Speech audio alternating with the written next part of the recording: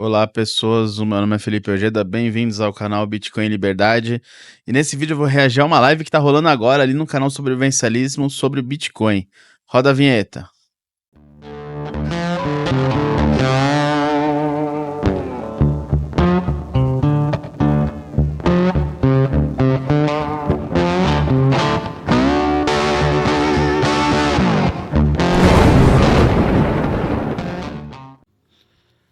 Bom, galera, são 8h20 da noite. Eu vi que tá rolando uma live ali no Sobrevivencialismo sobre Bitcoin. Eu assisti uns 10 minutos, vi algumas coisas que eles comentaram ali, que são comentários ou de usuários inexperientes ou de pessoas que tiveram contato com usuários de cripto experientes, entre aspas, que não entendem nada de Bitcoin. Então, como eu gosto muito do trabalho deles, como eu acompanho o Júlio já há muito tempo, vou reagir a essa live e fazer alguns comentários. Eu pulei essa parte aí do começo que era mais propaganda do que conteúdo, né? É verdade, verdade. Produto, só mandar uns R$200, por R$5. Olha só que legal, cara. E, bom, vamos começar esse papo hoje, então, no mundo dos bitcoins. Antes da gente mergulhar de fato, quer bater o olho no superchat? Já tem mensagem portal? O que tem aí? O tio PayPal. Você vê que o papo é alto nível, né? Mundo dos bitcoins. Então é mais de um. Se você tem menos de um bitcoin, sai desse vídeo. Você não presta pra assistir isso aqui. Você é pé rapado. Brincadeira. Ele mandou boa noite, lindos. Ops, o Thiago é lindão. Ok. Tudo bem, eu sou lindo, você é lindão. Já melhorei um pouquinho, então. Deve ser o óculos, entendeu? Fiquei muito mais sexy, cara. Tá, discussi. O irônico é eles falarem de Bitcoin com a propaganda do Avelino passando ali na tela, né? Muita ironia. O Avelino é muito próximo desse pessoal desse canal. Talvez por isso eles tenham essa opinião tão enviesada. O Avelino e altcoiners, eles até citam alguns altcoiners aí. Que são pessoas que realmente entendem do Bitcoin, camada 1, primeira camada, e de fundamentos ali do Bitcoin, e de falhas que o Bitcoin tem. Mas não compreendem as outras camadas, as outras aplicações e as soluções que vêm com isso, tá? Eu sei porque eu tô nessa desde 2013 e lá para 2020 eu achava que eu sabia tudo de Bitcoin, eu já também mexia muito com altcoin, Monero e tudo mais. E quando eu comecei a usar Lightning para valer, porque as primeiras oportunidades que eu tive com a Lightning foram em 2017 e foram uma bosta. Quando eu comecei a usar para valer ali em 2021, eu vi que realmente era muito melhor do que eu tava pensando e servia para muito mais coisa do que, enfim, a camada base. A camada base é a camada de segurança, em resumo. Esqueci de apresentar o convidado especial. Sou eu. Meu tio. Olá. Nelson, engenheiro de produção da indústria de plásticos. É aquele tio que fica no canto e ninguém quer saber do assunto que ele quer contar. E ele fala tudo em monotão bem baixinho, Isso, e a gente precisa o tempo todo entender Que ele acha engraçado, né? O fulano fez uma coisa e deixou torta lá no serviço. Mas sabe que ele tem um hobby oculto de ufologia. Ele curte. Ele tá louco pra conhecer o projeto Portal. Ele também acredita que a Terra é plana. Entendeu? E eu consigo, de repente, quando eu vejo esse homem com meu, pô, olha só, porra. Então esse cara, ele é paulista. Ok. Eu não sei se fazer sotaque paulista. Eu também não sei, mas eu sei Você me falar, ô meu, só isso. então, Paraíba, não, sotaque paulista total. Gostou? É? Você achou que eu vim de São Paulo, de repente. Obrigado. Fala meu de novo. Ô meu. Olha, nativo. Ô louco, bicho. Começamos preconceituosos, isso é bom. Sempre estereotipando, né? Ai, meu Deus. Mas vamos lá. Desculpa, eu já tava me antecipando. Tem mais mensagens que a gente tem que ler antes de começar? O Antônio veio no portal aqui perguntar sobre o que aconteceu com a Dublô da Massa. A do Blue da massa. Tá, é um off-topic, mas essa Blue Fé 2011, 3.5 V6, bonitona, que a minha esposa acelera mais do que eu gostaria, e a Doblo foi-se embora. Então a gente tem a Santa Fé e a Himalaia. Muito bom. Ok. Logo a Himalaia vai dar lugar pra uma F100. Pra um Onix 2007. com Corsa, sobrevivencialismo. A gente colocou ali o X no coisa só pra clickbait mesmo. Eu acho que antes disso, eu quero que você me conte onde começa essa história de Bitcoin com você. E eu vou falar onde eu comecei a ouvir sobre Bitcoins também. Por quê? Porque... Ouvi sério ou ouvi? Não, que você soube que existia e depois como é que você se envolveu com isso e por que eu tô dizendo isso? Porque dentro do nosso canal as pessoas elas têm uma miopia a respeito da nossa vida. Porque elas só conhecem o que Eu acho isso importante e essa preocupação do Júlio é super válida, porque você tem que contextualizar a sua experiência. Não basta apenas sair dizendo, como Augusto Bax e outros caras aí, que até fazem piada de, eu tenho 100 milhões de anos de experiência. Não, pelos erros que eles cometem, você vê qualquer pessoa que está há mais de 3, 4 anos de mercado, vê que eles também estão há 2, 3 anos no mercado. Então, eles acabam usando isso como um apelo à autoridade, mesmo sendo uma brincadeira. E eu acho legal e honesto do Júlio de perguntar quando que começou a conhecer e tudo mais, para você ver, medir o quanto aquela experiência ela é uma experiência de longo prazo, ela é uma experiência que já passou por halvings, já passou por várias situações, ou se é uma experiência recente, que ela tem muito a aprender, e a pessoa só tá querendo dizer o que ela já aprendeu, mas tá ignorando que ela vai aprender muito ainda. que a gente mostra, Ah, né? tá. E depois que a gente fez o podcast com o Renato 38, o pessoal acha que, nossa, ele explodiu a nossa cabeça, que a gente mudou a forma de ver o mundo. Na verdade, não. Na verdade, foi exatamente o oposto. Então, a gente acha legal trazer esse contexto, porque também não dá pra culpar as pessoas, porque se elas não Se a gente sabem, não que você, mostra, se a gente não mostra, não existe, Sim. né? Então me conte, como é que funciona isso? Bitcoin mesmo, o nome Bitcoin, quando eu pensei assim, o que esse negócio de moeda digital? Era moeda digital. Criptomoeda eu não tinha ouvido falar, tá? Eu só ouvi pra cá agora. Então, era moeda digital que alguns sites mostravam que valia, daí eu pensei que era tipo, sei lá, moeda de videogame, sabe? Que não vale nada no mundo real. E é isso que eu achava. Tinha até uma vez eu vi uma propagandinha de algo relacionado com Bitcoin num ponto de ônibus. Isso mesmo? é a primeira, lá 2012. Foi a primeira coisa que eu vi, só que assim, não tem bola nenhuma, te juro, Olha nada. só. Assim, pra mim isso ali era só a mesma coisa que o dinheiro do GTA, sabe? Não tinha valor nenhum pra mim, era só Sim. isso. Era uma moeda digital e eu linkava com videogame. Justo, justo. No meu caso, eu conheci Bitcoin, eu há muito tempo, cara, eu lembro claramente, assim, de eu estar no meu ensino médio, e eu gostava de entrar, existiam alguns sites na época onde você entrava, e você via propagandas e acumulava dólares. Então, você conseguia passar o dia, você via alguns anúncios, e você ia ganhando centavos de dólar. E eu era um adolescente. Eu falava, cara, isso aqui pode ser massa? De repente, porque, tipo assim, se eu encaminhasse meu link pra você, parte do seu rendimento ia pra mim, meio que um esqueminha pirâmide, né? Mas na época, isso pra mim é revolucionário. Nessa época, eu comecei a ver esse negócio de Bitcoin, e, cara, era 2010, sei lá, quando é que surgiu o Bitcoin, eu sou meio ruim com datas, tá? 2009. Não, então foi um pouco depois, 2010, 2011, que eu comecei a ver esse negócio acontecendo, mas, tipo assim, é que nem você, assim, né? E eu lembro, cara, de em 2012, né, eu já estava, deixa eu pensar, 2012 foi quando eu me formei, não, 2013, eu estava atendendo, eu estava atuando em uma empresa como coordenador pedagógico, e tinha um garoto que era de TI, ele era programador de TI, e ele era alucinado por cripto naquela época. E ele me falava que ele tinha carteira, que tem cara assim, ó, eu juro pra você, esse cara deve estar multimilionário hoje. Mas que idade tu tinha? Que ano que era? Eu me formei em 2012, eu acho que eu comecei a trabalhar lá no final de 2013. E ele era pirado, assim, ele tinha, sem brincadeira, tá? Na casa de centenas de bitcoins. E ele fala assim, não, mas você, pô, tem que fazer uma wallet e tal, pra você ver como é que é. E sabe que é engraçado que eu me arrependo até hoje, porque assim, a maior parte das pessoas se arrepende de não ter comprado Bitcoin no passado. O que eu me arrependo é que na época eu só não fiz isso porque eu me distraí. Tipo assim, eu falei, pô, que massa, vou fazer. E alguma coisa me chamou atenção e eu fui pra outro lugar. Assim, eu só não... Uma coisa que eu acho muito curiosa é que quando as pessoas vão falar de Bitcoin, dificilmente elas conheceram Bitcoin recentemente. Mas elas só resolveram comprar recentemente. E aquela frase famosa, que o Renato fala muito, mas não foi ele que criou, que é cada um vai comprar Bitcoin pelo preço que merece, né? Então você vê a oportunidade que os dois tiveram, né?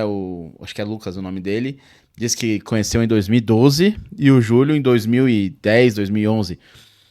Eu acho difícil ser de tanto tempo, provavelmente eles conheceram isso de 2013 pra cá. Mas se conheceram realmente ali nesse período, perderam uma grande oportunidade de comprar um pouquinho de Bitcoin ali e de não precisar trabalhar pro resto da vida, podendo trabalhar com o que gosta e não trabalhar simplesmente para não morrer de fome pro resto da vida, né? Não tive, e ele tava de boa, porque valia muito pouco, né? Porque ele me dá alguma coisa, tá ligado? Pra eu ver como funcionava. E eu só hoje não tenho uma boa grana numa conta.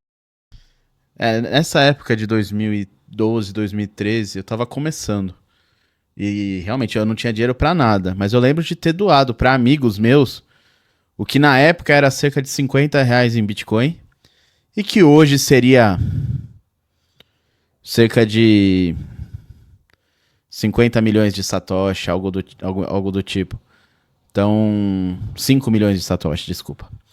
Então, realmente era assim mesmo nessa época. E quando o Júlio fala dos joguinhos e tal que tinham Bitcoin, realmente tinha, mas era de mentira. Não era exatamente Bitcoin, eram milibitcoins, não eram exatamente satoshis também, mas eram frações de Bitcoin, só que eles colocavam um M minúsculo e um BTC. E eles falavam, você ganhou 10 Bitcoins, você ganhou 20 Bitcoins. E às vezes você vai falar com alguém hoje, que nessa época jogava e disse, não, eu tinha uma carteira com 10 mil Bitcoins e não saquei. Cara, não tinha, tá? Não tinha, você tinha uma carteira com algumas frações de Bitcoin. Na verdade, alguns milibitcoins e talvez um Bitcoin se você jogou muito, muito, muito nessa época dos faucets, né? Mas ainda assim não chegava a um Bitcoin inteiro, dificilmente chegava a um Bitcoin inteiro, porque o Bitcoin já tinha um certo valor nessa época. Tá? Mesmo em 2011, 2012, o Bitcoin já tinha um certo valor, bateu ali cerca de $100, depois bateu $1.000 pela primeira vez em 2014. Eu lembro do dia que bateu $1.000 pela primeira vez. E eu já tava totalmente com a cabeça inteira nessa ideia, eu já não conseguia mais pensar em outra coisa. A advocacia pra mim já era algo secundário. Mas até bater os $1.000, subia de $100 para 800, depois caía pra 200. Aí teve a quebra da corretora, qual era o nome? Primeira corretora grande que quebrou. Eu tô sem meu celular aqui. Deixa eu pegar aqui. Corretora Bitcoin quebrou 2013. Mt. Gox. Foi quando a Mt. Gox quebrou.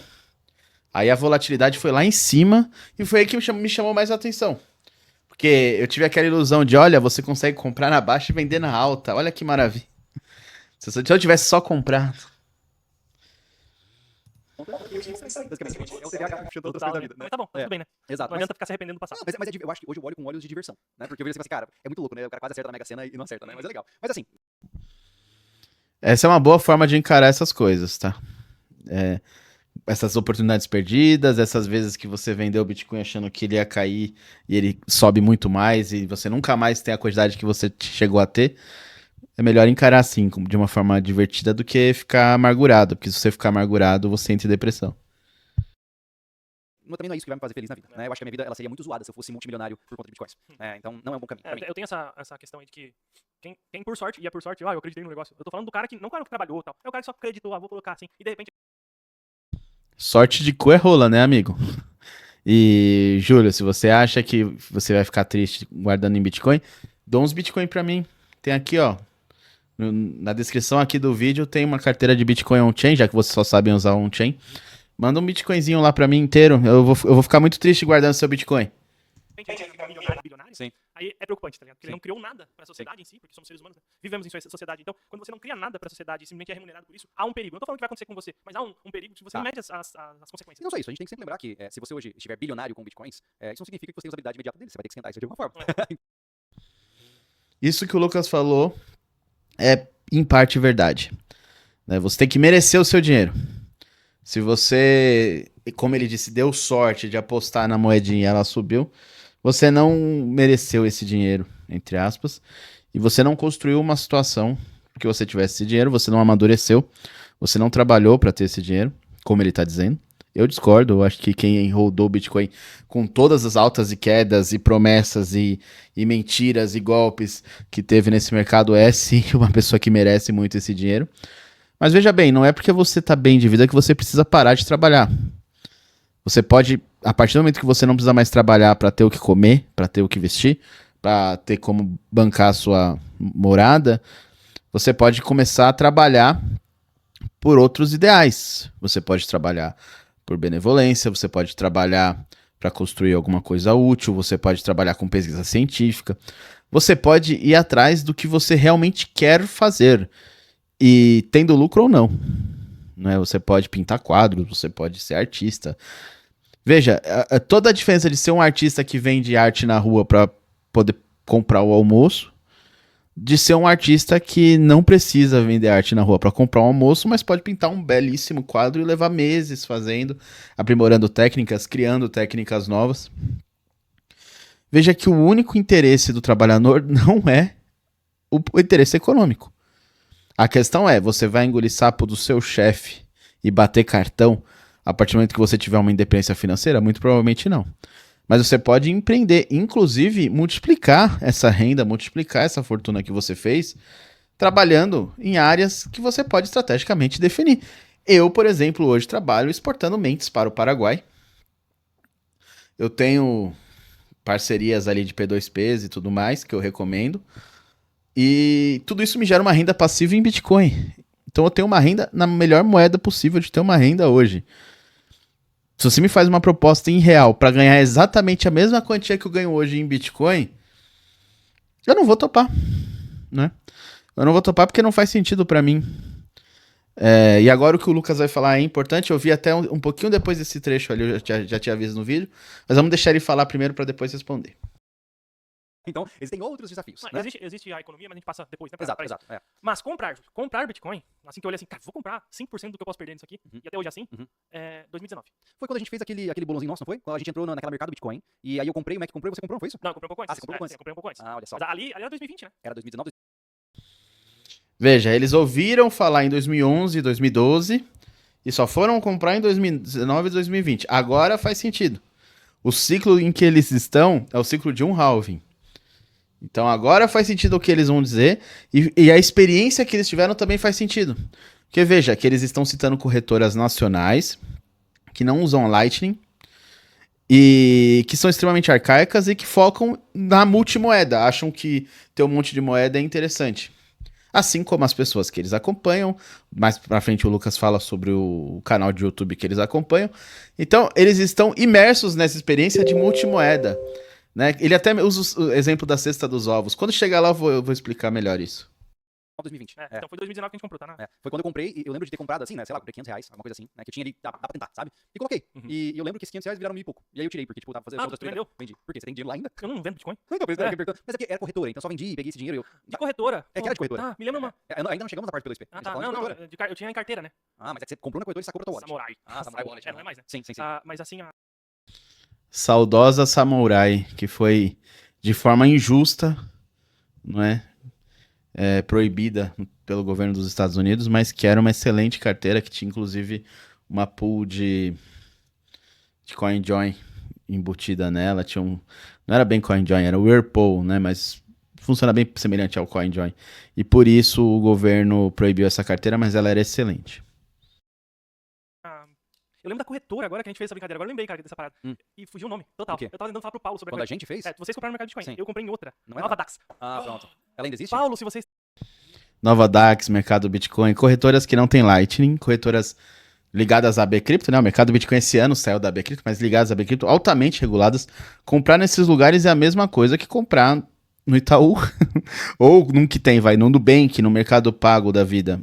Tá, você tem um saldo ali em Bitcoin, que se aquele banco não quebrar, vai ser convertido em Bitcoin ou convertido em reais quando você resolver vender. Mas é de fato Bitcoin?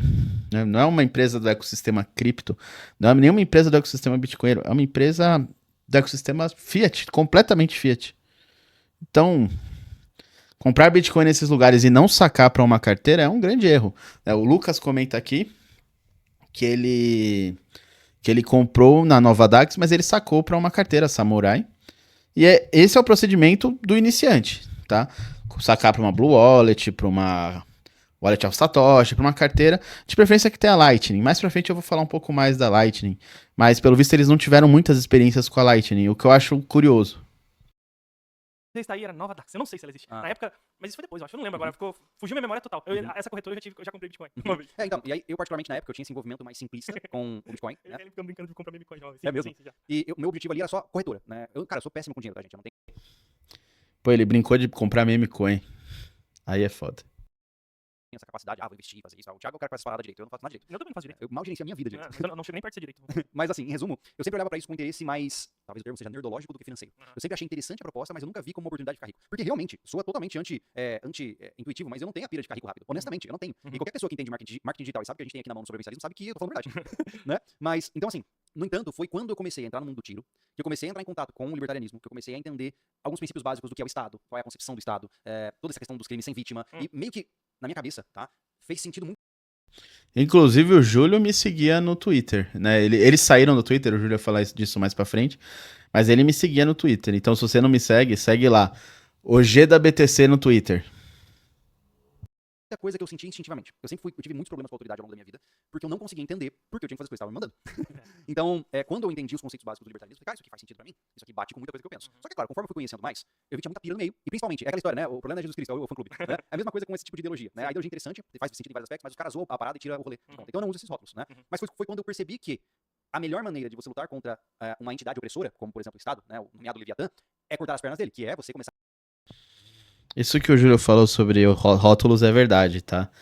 Eu mesmo sou um grande crítico da bolha libertária, da bolha do Bitcoin, porque assim, a maioria é sempre burra, a maioria é sempre superficial, não adianta onde você está, a maioria sempre vai ser burra e superficial. E é isso que eu vejo muito no libertarianismo e é isso que eu vejo muito na bolha do Bitcoin também. Talvez eles que estão mais imersos na bolha do sobrevivencialismo vejam isso também nessa bolha, né? Começar a negociar em moedas que ele não tem controle sobre você. Isso eu achei massa pra caramba. Isso foi o que me pegou. Espera lá, eu posso negociar dinheiro onde as garras do Estado não alcançam. Isso foi assim pra mim. Isso lá no início. Não, depois que a gente parou com as corretoras, que eu comecei a entrar, como eu falei, nessa parte do tiro, aí comecei a entrar em libertarianismo, comecei a entrar nisso e tal, quando eu comecei a inspirar mais essa ideologia. Aí que eu comecei a pensar, pera lá, esse negócio não é só comprar moedinha e deixar na corretora. Isso aqui tem alguma coisa a mais, entendeu? E foi aí que eu comecei a pesquisar formas de comprar de maneira diferente. Né? Cara, nesse caso, se a gente pesquisar bem, se tu pegar e ativar o modo nerdola, o Bitcoin ele só se popularizou. Foi a primeira, principal, né, por conta disso, por ter sido a primeira. Mas ele só cresceu porque ele te dá uma liberdade o suficiente, mas ele é auditável o suficiente pro governo. Pois é. Então, assim, quando tu fala sobre, eu tô libertado do Estado, tendo Bitcoin, cuidado. Não é uma narrativa determinística. Exato, então a gente... Isso já é papo de boneirista. Eu até concordo que o Bitcoin na camada on-chain, se você tiver uma carteira só, eu não conheço ninguém que tem uma carteira só. Mas se você tiver uma carteira só, se você não souber fazer peg-in, peg-out com outras redes, se você não souber fazer transações em Lightning, se você não souber gerir um Node, aí sim você pode ser rastreado. Se você souber fazer qualquer uma dessas coisas que eu falei, você já está literalmente livre do Estado, tá? No máximo eles vão rastrear a sua transação até o peg-out, no máximo eles vão rastrear a sua transação até ela entrar na Lightning, e aí depois você consegue mixar essa transação usando uma outra rede e retornando para o Bitcoin na outra ponta, de forma irrastreável. A questão é gerir de forma inteligente a sua carteira. Pouca gente sabe fazer isso. A autocustódia é o primeiro passo. Mas você vai receber direto da Mercado Bitcoin, que é uma corretora que entrega até seu exame de próstata para o governo, e você vai transferir direto dela para sua hardware wallet. Não faz sentido. Agora, se você transferir dela para uma wallet Lightning, uma Moon da vida, da Moon você manda para Blink, e da Blink você saca, ou da Moon você manda para Strike, e da Strike você saca on-chain para sua carteira, sua hardware wallet, você já tem muitas camadas de segurança a mais aí, né? Então, de fato, o Bitcoin ainda não supera a Monero nessa questão de anonimato, ele supera em todo o resto, né? Principalmente a auditabilidade, que é o que o Lucas cita agora, só que ele cita como se fosse algo ruim. Mas não é exatamente algo ruim. O ruim é o governo auditar. Mas é só o governo que pode auditar? Né? De repente, uma rede que você não consegue auditar, você não consegue ver se houve um double spending, você não consegue ver se não está sendo controlada, se não está sendo monopolizada, né? Principalmente quando você só tem hard forks. Então, eu admiro, ó, de todas as altcoins, a única que eu acho que merece alguma admiração é a Monero. Mas essa galera que não conhece Liquid, Lightning, DPix, técnicas de utilizar o Bitcoin de forma semi-anônima, ela tá perdendo muito e tá deixando o dinheiro na mesa. Porque tá apostando em moedas que não estão valorizando, que não estão tendo o mesmo efeito de rede, que não estão revolucionando o mercado como o Bitcoin está fazendo. Né? Então, o fato do governo aceitar ou não, isso aí pouco importa. Eu mesmo sempre fui contra. Mas a auditabilidade do Bitcoin é sim uma característica interessante. E a inauditabilidade da Monero é um problema da Monero, que não é uma blockchain transparente, que não tem auditabilidade, que tem uma série de problemas ali, como essa questão de só mudar por hard forks. Ou seja, no momento do hard fork, ela se torna centralizada e ela vai descentralizando conforme os nodes e miners vão atualizando. Então, eu sugiro estudar outras camadas do Bitcoin e aprender, porque assim, isso é fruto de uma arrogância fatal. Eu comecei nesse mercado cedo, fui P2P em 2015, 2016, e realmente eu achei em 2020 que eu sabia tudo de Bitcoin. E de fato, da camada on-chain eu sabia muita coisa mesmo. Mas quando a Lightning surgiu de forma interessante pra mim, porque no começo não era interessante, eu vi que eu não sabia nada, porque tinha muita coisa pra estudar ainda. E ainda hoje, mesmo dando aula de diversas coisas aí sobre o Bitcoin, dando mentorias e tudo mais, eu ainda aprendo todo dia. Então nunca podemos deixar esse ego falar tão alto e essa questão de arrogância fatal de não, isso é melhor do que isso, que... Não, eu mesmo não fecho as portas para Monero, já falei, é a única altcoin que me interessa de alguma forma. Mas o Bitcoin não é esse lixo que essas pessoas falam. Tá? Você tá analisando uma Ferrari pelo modelo da Ferrari 1992 e não por uma Ferrari 2021, sei lá. Né? Você tem que pegar e entender que a rede evolui. A rede tem algumas alterações, tem algumas adaptações.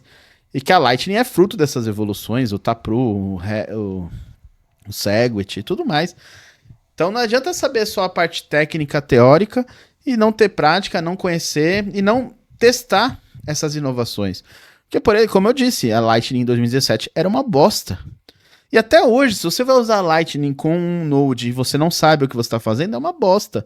Se você for usar a Lightning numa carteira Phoenix e você não sabe o que está fazendo, é uma bosta.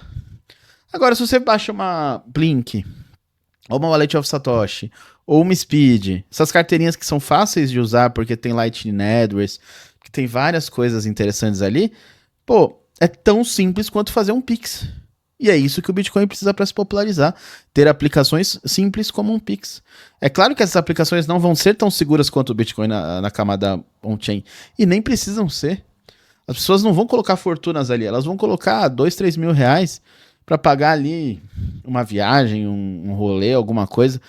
Essa é a carteira, literalmente a carteira que vai ficar no bolso. É como se fosse o seu cartão de débito. Né? Você que tem uma conta com um pouco mais de dinheiro, você não deixa o dinheiro todo na sua conta corrente. Né? O próprio banco, muitas vezes, o Bradesco, eu sei que faz isso, transfere esse saldo para poupança, para render, e deixa lá R$ 1 na sua conta corrente.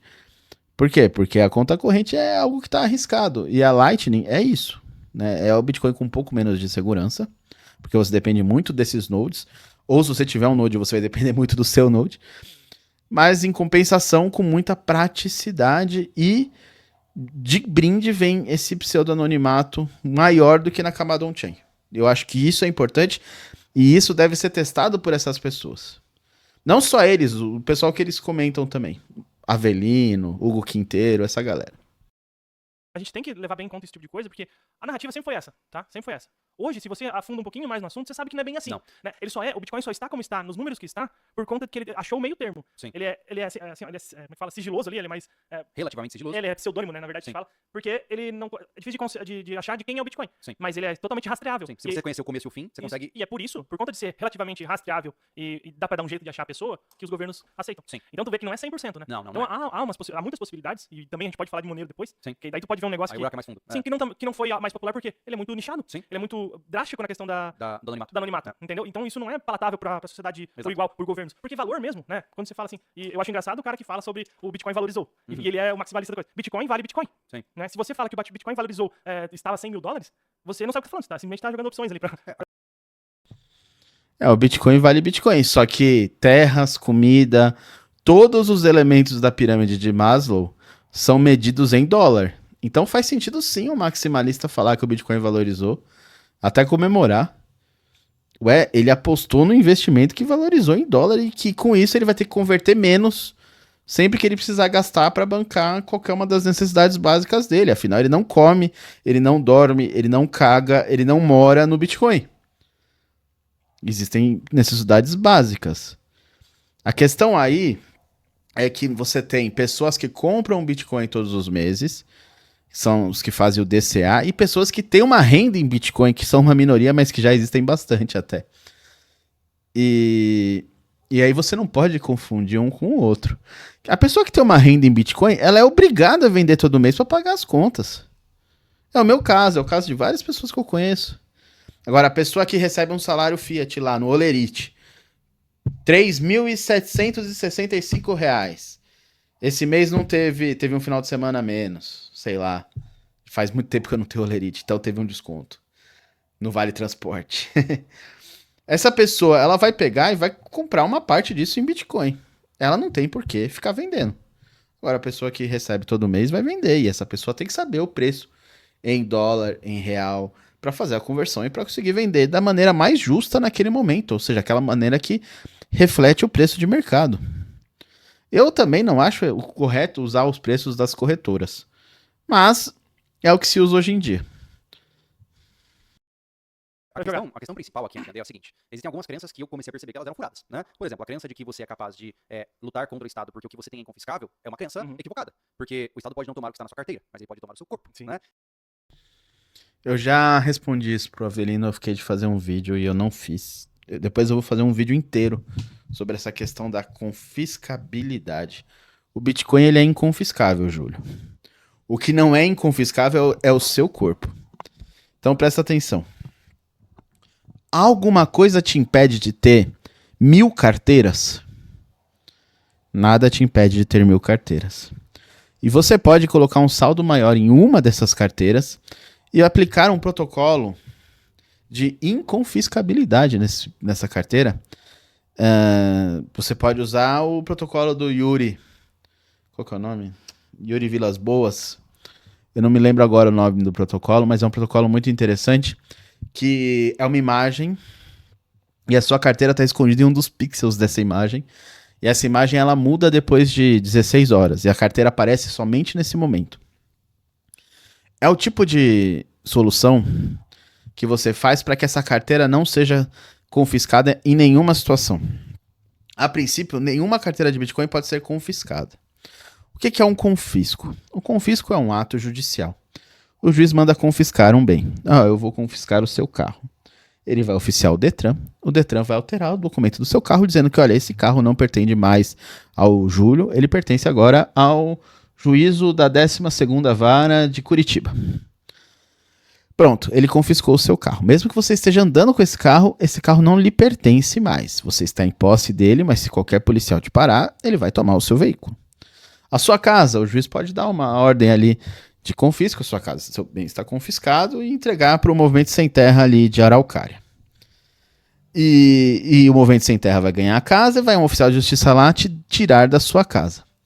Com o Bitcoin isso não acontece. O oficial de justiça pode chegar e falar: bom, eu vim aqui retirar os seus Bitcoins. E aí você fala assim: sabe o que é? Eu perdi o número. Eu perdi a chave, desculpa. Ele vai fazer o quê? Ele pode te prender, ele pode te torturar. Isso que você falou é verdade. Mas aí já não estamos mais falando de confisco. Nós estamos falando de coerção. São coisas diferentes. Tá?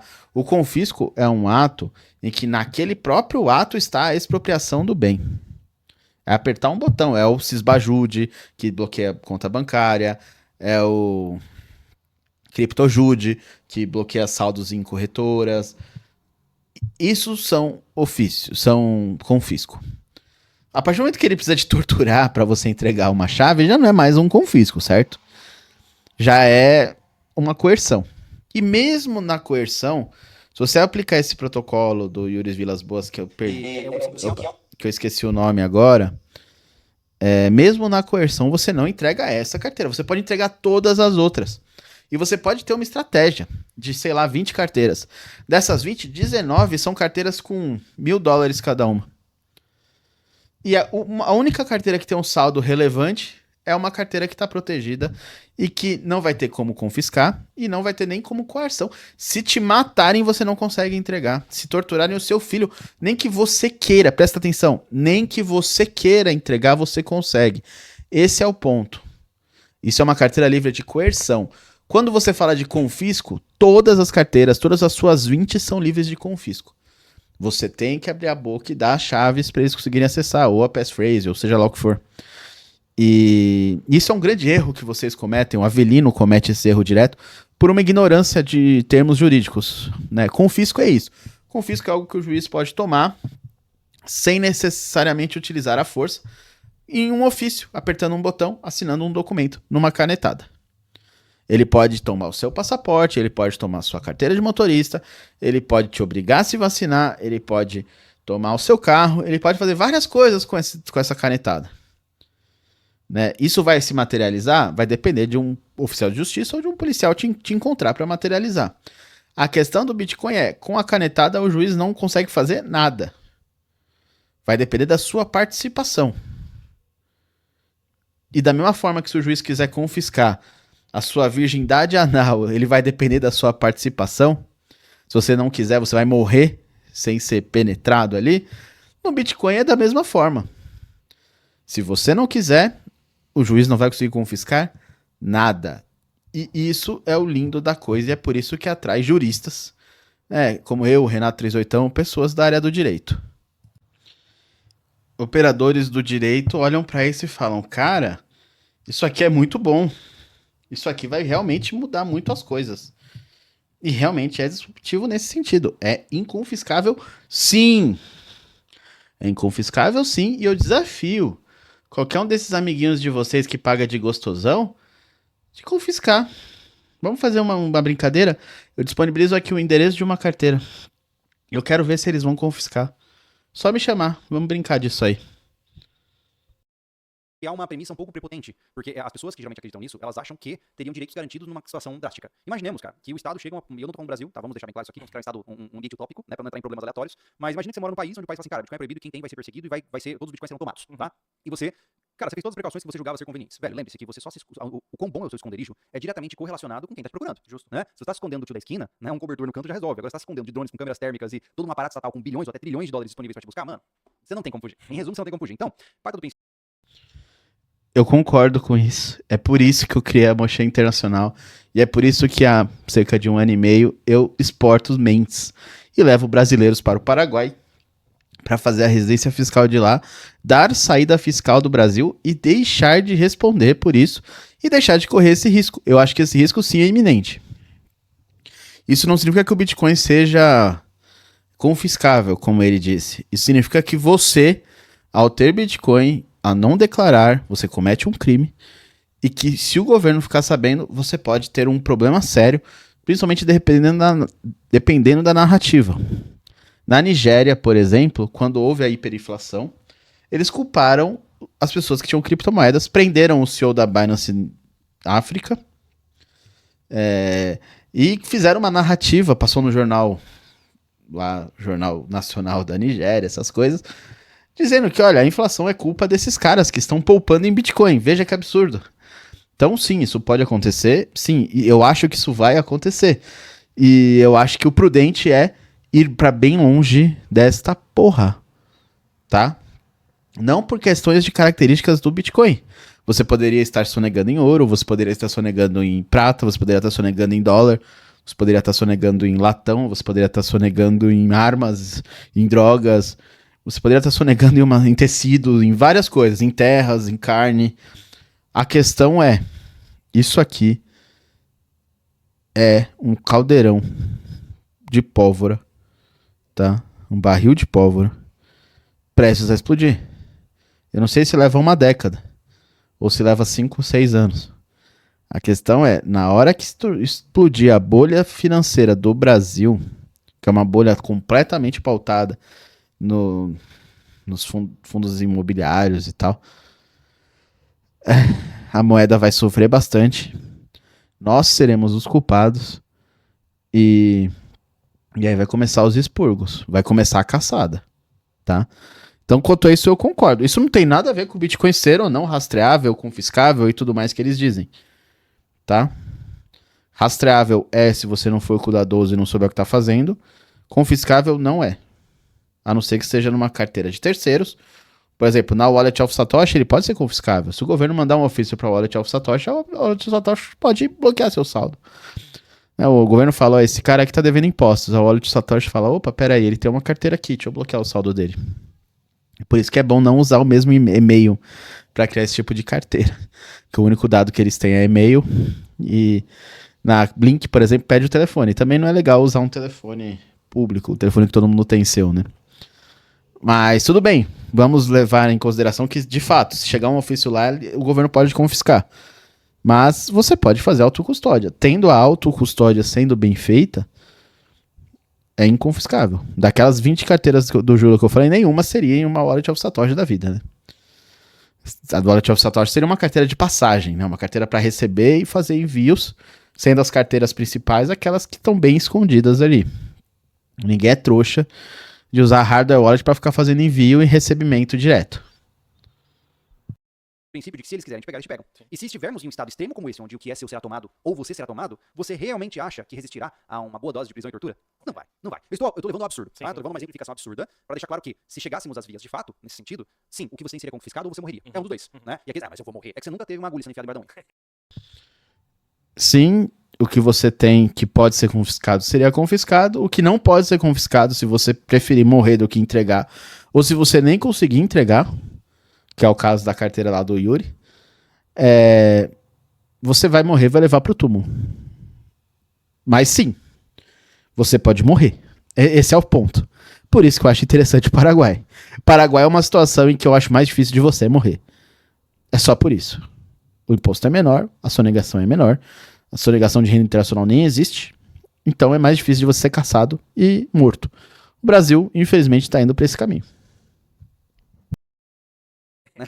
Ou alguém serrando seus dedos devagarzinho. Então, calma, não fala demais. Ou pegando água quente no globo ocular. Não começa, Não? contenha. É que você falou, eu tava só dando mais exemplos. A gente sempre dá 3 exemplos. Ah, tá, entendi, a tríade, né? Exato. Entendi. Bom, então, essa é a primeira coisa importante que é necessária de ser colocada, né? Você tem soberania financeira individual até certo ponto. Se você incomodar demais, vão te derrubar. É verdade, não tem jeito. Eu peço assim, vocês que estão discutindo no chat sobre uma ou outra, não tenha time, cara. Essa discussão é realmente discussão de pobre mesmo, né, cara? Nós somos pobres e aí a gente tenta, o que a gente coloca o nosso pouco dinheirinho é a melhor coisa do mundo. Não, cara, não tem a melhor de todas, não tem nada perfeito. Bitcoin não é perfeito, Monero não é perfeito, real, tá longe de dólar, ouro, nada é perfeito, gente. Então, a perfeição, na minha convicção de fé aqui, é perfeição só após a morte, que de repente Com isso eu concordo, nada é perfeito. Nenhuma delas é perfeita. Isso eu concordo. Ainda assim, entre os imperfeitos, o Bitcoin reina. A lógica, a gente já falou sobre isso aqui antes, eu reitero, esse argumento é muito importante que você se lembre. A gente fica falando o que é melhor e o que é pior, porque a gente é pobre, tá? Porque se a gente fosse rico, a gente comprava de tudo e não falava, não enchia o saco de ninguém. O cara que, por exemplo, né, falar, vamos lá, estamos fazendo modelo versus... Se a gente fosse rico, a gente comprava de tudo e não enchia o saco de ninguém. Você acha que alguém continua rico depois de fazer uma merda dessa? Sair comprando, não, eu quero $100 mil em Bitcoin, $100 mil em Monero, $100 mil. Essa pessoa vai ter um saldo considerável naquilo que ela comprou com convicção, naquilo que ela estudou e se preparou para comprar. E em todas as outras, muito provavelmente, ela vai ter uma queda brusca. É muito difícil uma pessoa rica que faz um negócio desse não ficar pensando depois de, olha, eu devia ter colocado mais aqui ou mais ali. Não acho que isso é uma discussão de pobre, não. Pelo contrário. Acho que pobre tá com pouco tempo pra discutir, né? Ele precisa ganhar dinheiro pra ter o que comer. Isso é uma discussão de quem tem esse luxo de poder discutir algo assim e que não precisa arrumar o que comer hoje, né? Então, de fato, com certeza eu não acho que é uma discussão para pobres, não. Apesar de achar que o Bitcoin é uma ótima ferramenta para pobres, não apenas para aprender a gerir renda, mas também para aprender a não gastar, né? O que ganha, para se controlar.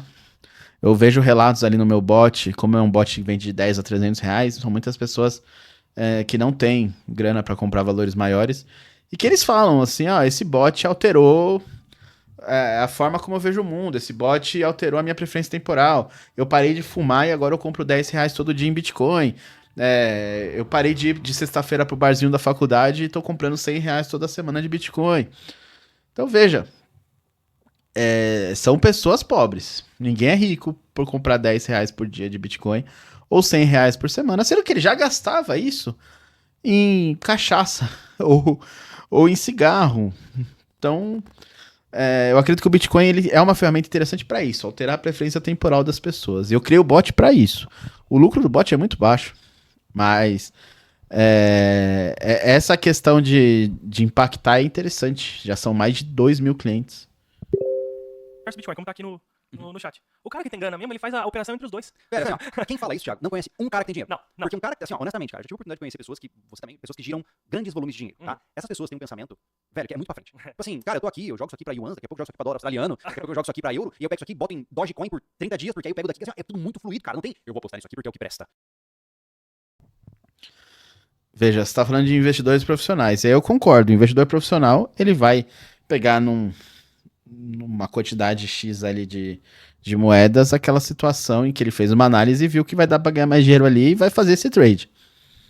Isso não quer dizer que a pessoa tem muito dinheiro, tá? Eu conheço bilionários que têm Bitcoin e fazem hold, e sei que existem muitos milionários que fazem esse esquema do trade. A questão é, Júlio, me mostra um desses aí que fez isso aí e colocou na Dogecoin.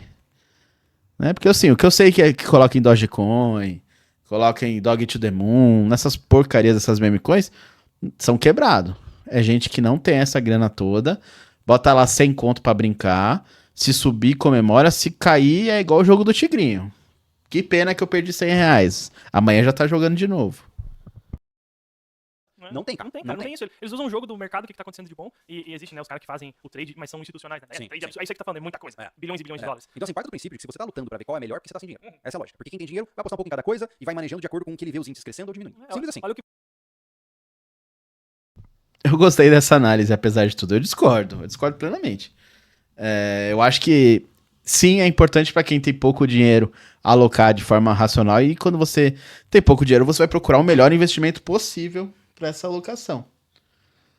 Mas isso não significa necessariamente que uma pessoa que tem muito dinheiro não vai também fazer isso. Pelo contrário, como que ela conseguiu ter muito dinheiro? Né?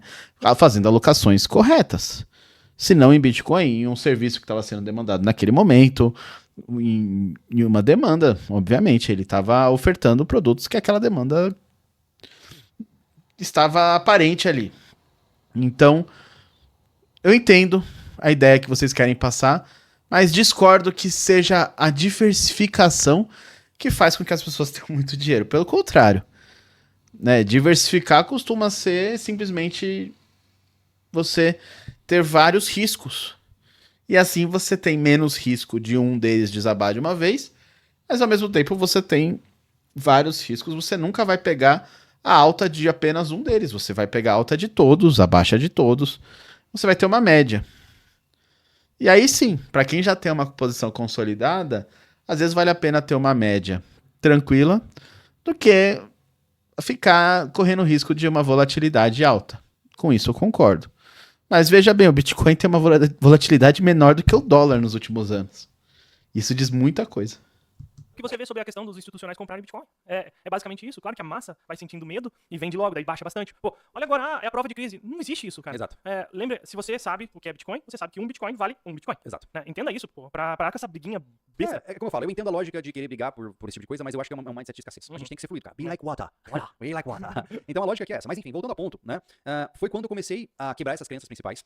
Quando eu comecei a entender essas diferentes formas de ver essas realidades, que eu comecei a me localizar melhor. Nessa época eu entrei bastante no X, conversei bastante com muita gente legal, e isso foi uma coisa que me chamou atenção, porque tem muitos posicionamentos muito saudáveis em relação às criptomoedas.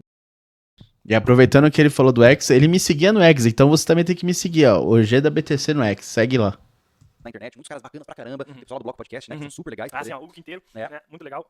O investidor descentralizado também. É verdade, é verdade. Então são pessoas que elas estão trazendo uma concepção muito positiva, né? Aí eles citaram dois moneiristas, né? O Hugo Quinteiro e o investidor descentralizado. Toma cuidado com os extremizados, tá? Como eu disse, eu não tenho nada, por exemplo, contra o trabalho do Renato Amoedo. Nenhum tipo de coisa contra ele especificamente. Eu acho curioso que ele cita o Renato Amoedo como um extremo, né? E eu concordo que ele seja um extremo, né? Até porque o discurso dele é um discurso extremo. Mas esses dois, tanto o investidor descentralizado quanto o Hugo Quinteiro, também são extremistas, são moneiristas ali, ficam defendendo isso com afinco, né? Então, e aí? Qual é o extremista que você não gosta? Só o extremista que não te agrada? Não faz muito sentido, né?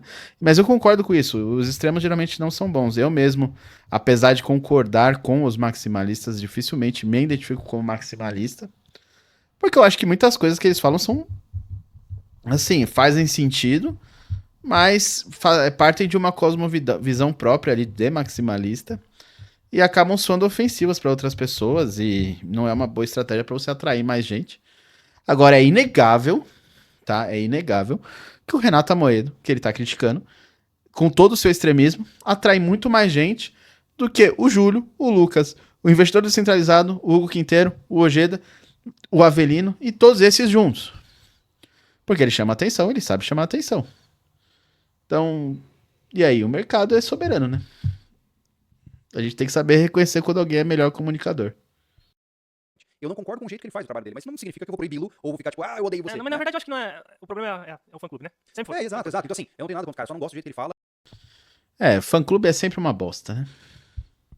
E a forma como ele defende as posições dele. E tá tudo bem, a gente tem que sempre discordar em respeito, eu acho isso importante, né? Exato. É o quê? É o quê? Você preferia seu pai te estuprar ou ser estuprado pelo vizinho? É o quê? Hein? Eu gosto desses exemplos? Não. Mas, veja, o povão gosta. Quando a gente tá nesses eventos, que a gente viaja aí, que eu tô junto com eles, cara, você vê muitos frentistas, muitos policiais militares, porteiro, pessoal de base mesmo, que fala, Renato, muito obrigado, você abriu meus olhos. E eu acho isso legal. Não é o nosso linguajar, o meu, do Júlio, não é. Mas, e daí? Funciona. Mas volta a falar, acompanha o trabalho lá do pessoal do Bloco Podcast. Acho que até agora é o que eu mais levei a sério. É verdade. Inclusive o Felipe. Felipe? Não, Assistam Bitcoinheiros, tá? Assistam principalmente os vídeos do Dove, são excelentes. Lá. Ele tem no canal dele, cara, nesse Cripto TV.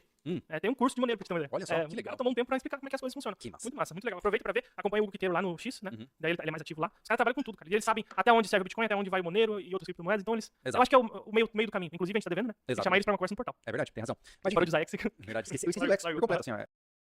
Imperdível, só que coloquem ali, conversa sobre Monero, né? Não fica usando Bitcoin, o nome do Bitcoin pra atrair público, e quando você vai ver é um shitcoinheiro aí que quer defender outras coisas, não apenas Monero, mas várias outras situações ali que esses caras defendem, e realmente eu não aprovo o método, tá?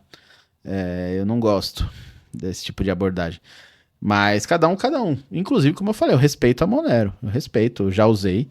E se precisar, eu uso sem problema nenhum. A única questão é que a grande parte do que eu faria para ter anonimato na Monero, eu consigo ter no Bitcoin sem sair do Bitcoin. Sem correr o risco do Bitcoin subir que nem hoje, que foi de 74 mil dólares para 82 em uma hora. E de repente eu tô em outra moeda e não consigo voltar e perco essa pernada aí de quase 10%. Aliás, de 10%. Ela até me fez bem, tá? Vai ser muito tóxico. Mas enfim, em resumo da história, cara, aí quando eu entendi essas paradas, comecei a mergulhar nesse assunto. Eu lembro, a gente fez um podcast aqui, cara. Você lembra muito tempo atrás, acho que com os caras da Escola Cripto. Escola Cripto. Lembra? Aham. Naquela época, o Bitcoin Florianópolis. tava na casa dos 20 mil, cara. Em 2021, tava em 30, 40, Foi, né? mais ou menos, 30, foi antes, foi antes da pandemia. Depois ele, Não, não foi antes da pandemia. Foi? Não. Foi durante? Eu trabalhava já. É? É 2021 então já também. tava em alta. É, então já tava em alta. A gente tem até um livro deles, eu acho que tá lá na biblioteca. É. Né? Então eu achei super legal. Só que o que realmente me chamou a atenção é o seguinte: ok, temos a ideia do Bitcoin, que ela serve pra blá blá blá, soberania financeira individual, blá, blá, muito legal. Toda a parte ideológica é muito interessante. Como ela me serve? Porque eu não sirvo as coisas, eu só sirvo a Deus. Então eu não sirvo a uma moeda, eu não sirvo a uma entidade. Então, o que eu entendi? Eu falei assim, eu sentei com calma e comecei a pensar, cara, o que o Bitcoin pode servir para manter a mim e a minha família mais saudáveis, felizes e protegidos quando as coisas dão errado? Essa foi a pergunta que eu quis fazer. Então não teve Júlio erguendo bandeiras contra fulano ciclano, contra entidades, não. Como eu posso usar isso como uma ferramenta? Né? E aí começou a intenção. Mas, cara, até onde eu entendo, o Bitcoin, na minha concepção, o grande uso dele como ferramenta, e eu não tô nem falando de reserva de valor nem nada, tá? Como ferramenta é pegar o meu dinheiro em uma fronteira e levar para outro lado daquela fronteira sem grandes problemas. Esse é um dos principais usos mesmo, é o Bitcoin como um câmbio para fazer o que é chamado pelo Estado de evasão de divisas, né? Por quê? Imaginemos que eu moro na Austrália. E aí, eu vou da Austrália para a Tasmânia, certo? E eu preciso cruzar essa fronteira com 500 mil dólares. Ok? Se eu converto todo o meu patrimônio em Bitcoin agora, pego um avião e pouso em 12 horas na Tasmânia e tenho contato para esquentar esses meus Bitcoins, a volatilidade vai ser muito pequena. A não ser que alguma grande tragédia aconteça. Né? Então eu consegui cruzar uma fronteira sem declarar nada que eu tenho e levantar ou esquentar lentamente, seja lá como for, esse valor em uma outra fronteira. Para isso, o Bitcoin é maravilhoso. Sim, é bom. Você concorda que talvez esse seja o melhor uso que ele tem? Eu acho que é isso. Porque é aquele negócio que a gente fala, né? Mas é um caso tão extremo, né? É, Mas enfim, a gente sempre pra tem que esse levar pro caso extremo, né? pra esse caso Se vocês pesquisarem aí o projeto Machankura 333, é um projeto que implementou a Lightning via rede de SMS na África já há cerca de 4 anos. E é um projeto excelente, tá? Criou uma economia circular usando Lightning sem internet e em várias tribos, tá? E não apenas em cidades, mas também em tribos, em locais de difícil acesso, em locais de conflito. E o Bitcoin se tornou o dinheiro desses povos. Então, eu entendo o que o Júlio diz, porque essa é a realidade que ele consegue enxergar. Vamos lá, ele recebe em fiat. O dinheiro que ele recebe é totalmente declarado. Esse dinheiro sendo declarado e sendo em fiat, o máximo que ele pode fazer é comprar Bitcoin. Se ele pode comprar Bitcoin, ele vai ou comprar de forma declarada ali na corretora, ou comprar com privacidade. E aí assumir um risco de poder ter algum problema por sonegação. Não vamos presumir nada, mas beleza. Ele quer levar daqui para outro país. Se ele comprou dessa segunda forma, ele consegue levar com muita facilidade. Se ele comprou da primeira forma, ele até consegue levar, mas depois o governo brasileiro vai perguntar: ei, Psyu, aquele Bitcoin que você declarou, o que você fez com ele? Sabe? Então, veja que a cauda longa das ideias, né? O resultado dessas ideias nem sempre é o que você espera, não é? Mas a realidade é o que você consegue enxergar na sua realidade, né? A sua realidade é o que você consegue enxergar. Nesse caso do Machankura, por exemplo, é uma outra forma de uso que o Júlio obviamente não conhece. Existem formas de captação, existem formas de empreendedor com Bitcoin. Você pode comprar imóveis, né? Tem países em que você pode comprar imóveis com Bitcoin. O Paraguai é um deles. Você pode comprar imóveis com Bitcoin. Você pode comprar carro com Bitcoin. Lá você pode fazer de tudo. A questão é, o Brasil é um inferno fiscal. Então, realmente, na hora de materializar isso aqui, você vai ter problemas. Mas o problema não é o Bitcoin, o problema é o Brasil. Presta atenção, o problema é esta porra deste país. Nesse caso extremo, é perfeita a estratégia, né? Uhum. Porque é isso, ou tu faz algo que tu tem que movimentar muita pessoa, por exemplo, com ouro, com dinheiro físico ou com dinheiro em conta, movimenta muita gente pra transformar as coisas, ele realmente facilita bastante nesse Sim. caso. É movimentação de grandes riquezas de maneira fluida. Né? Até pra questão de que o cara ele não quer que apareça, né? Exato. Só que, né, uma coisa importante, o que tem o Bitcoin, ele tem marcação, né? Vamos falar assim. Então, Exato. se pegou o Bitcoin furado, ele tem E corretor já- que não vai pegar. Tem... Não só isso, mas já aconteceu os bitcoins, o termo correto seria tainted, né? Bitcoins manchados. Por exemplo, eu não vou lembrar agora exatamente, as pessoas no chat podem colocar se tiver alguém entendido do assunto, mas há um tempo atrás teve uma gurizada caindo, recebendo visitas do FBI, porque os caras compraram Bitcoin e esse Bitcoin tinha passado por carteiras que pertenciam ao Al-Qaeda. Então você imagina, Mais uma vez eles estão falando sobre a camada on-chain, tá? Isso é muito raro de acontecer na Lightning, porque as carteiras grandes, Blink, Wallet of Satoshi, qual que é o nome da outra que eu uso bastante também? Strike. Elas têm uma forma de filtragem lá do Bitcoin e elas não vão remeter on-chain Bitcoin sujo, tá? Assim também é na Liquid, né? A Blockstream com certeza tem ali um sistema de compliance e ela não vai fazer um payout de Bitcoin sujo, ela só vai fazer payout de Bitcoin limpo. Então, para quem que fica o Bitcoin de fato sujo? Para as corretoras pequenas, porque as grandes já têm compliance. E para quem faz 100% autocustódia. Se você tem o seu node Lightning ou o seu node de Bitcoin, aí sim, o mesmo Bitcoin que entrou é o que vai sair. Se ele entrou sujo, ele sai sujo. A questão há um terrorismo nesse mercado causado por esses caras que admiram as altcoins que ficar falando desse negócio de Bitcoin manchado. Bitcoin manchado. Igual quando alguém estoura um caixa eletrônico e a nota sai manchada, né? Pouquíssimos Bitcoins foram manchados, né? Mesmo com Tornado Cash. Tornado Cash era mais na camada... Era mais em Ethereum, né? Era o USDT. Mas no caso do Bitcoin mesmo, você tem ali o pessoal da própria Samurai. Você tem alguns mixers que foram pegos. E realmente, o Bitcoin que saía desses mixers era manchado. O Bitcoin que participava de algum golpe, de algum apoio terrorista, também, ao ser identificado, essa UTXO era manchada, tá? Isso não significa necessariamente que você seria condenado por recebê-la. Se você conseguir provar que, comprei numa corretora, comprei e tal, aí a culpa vai para a corretora e não para você.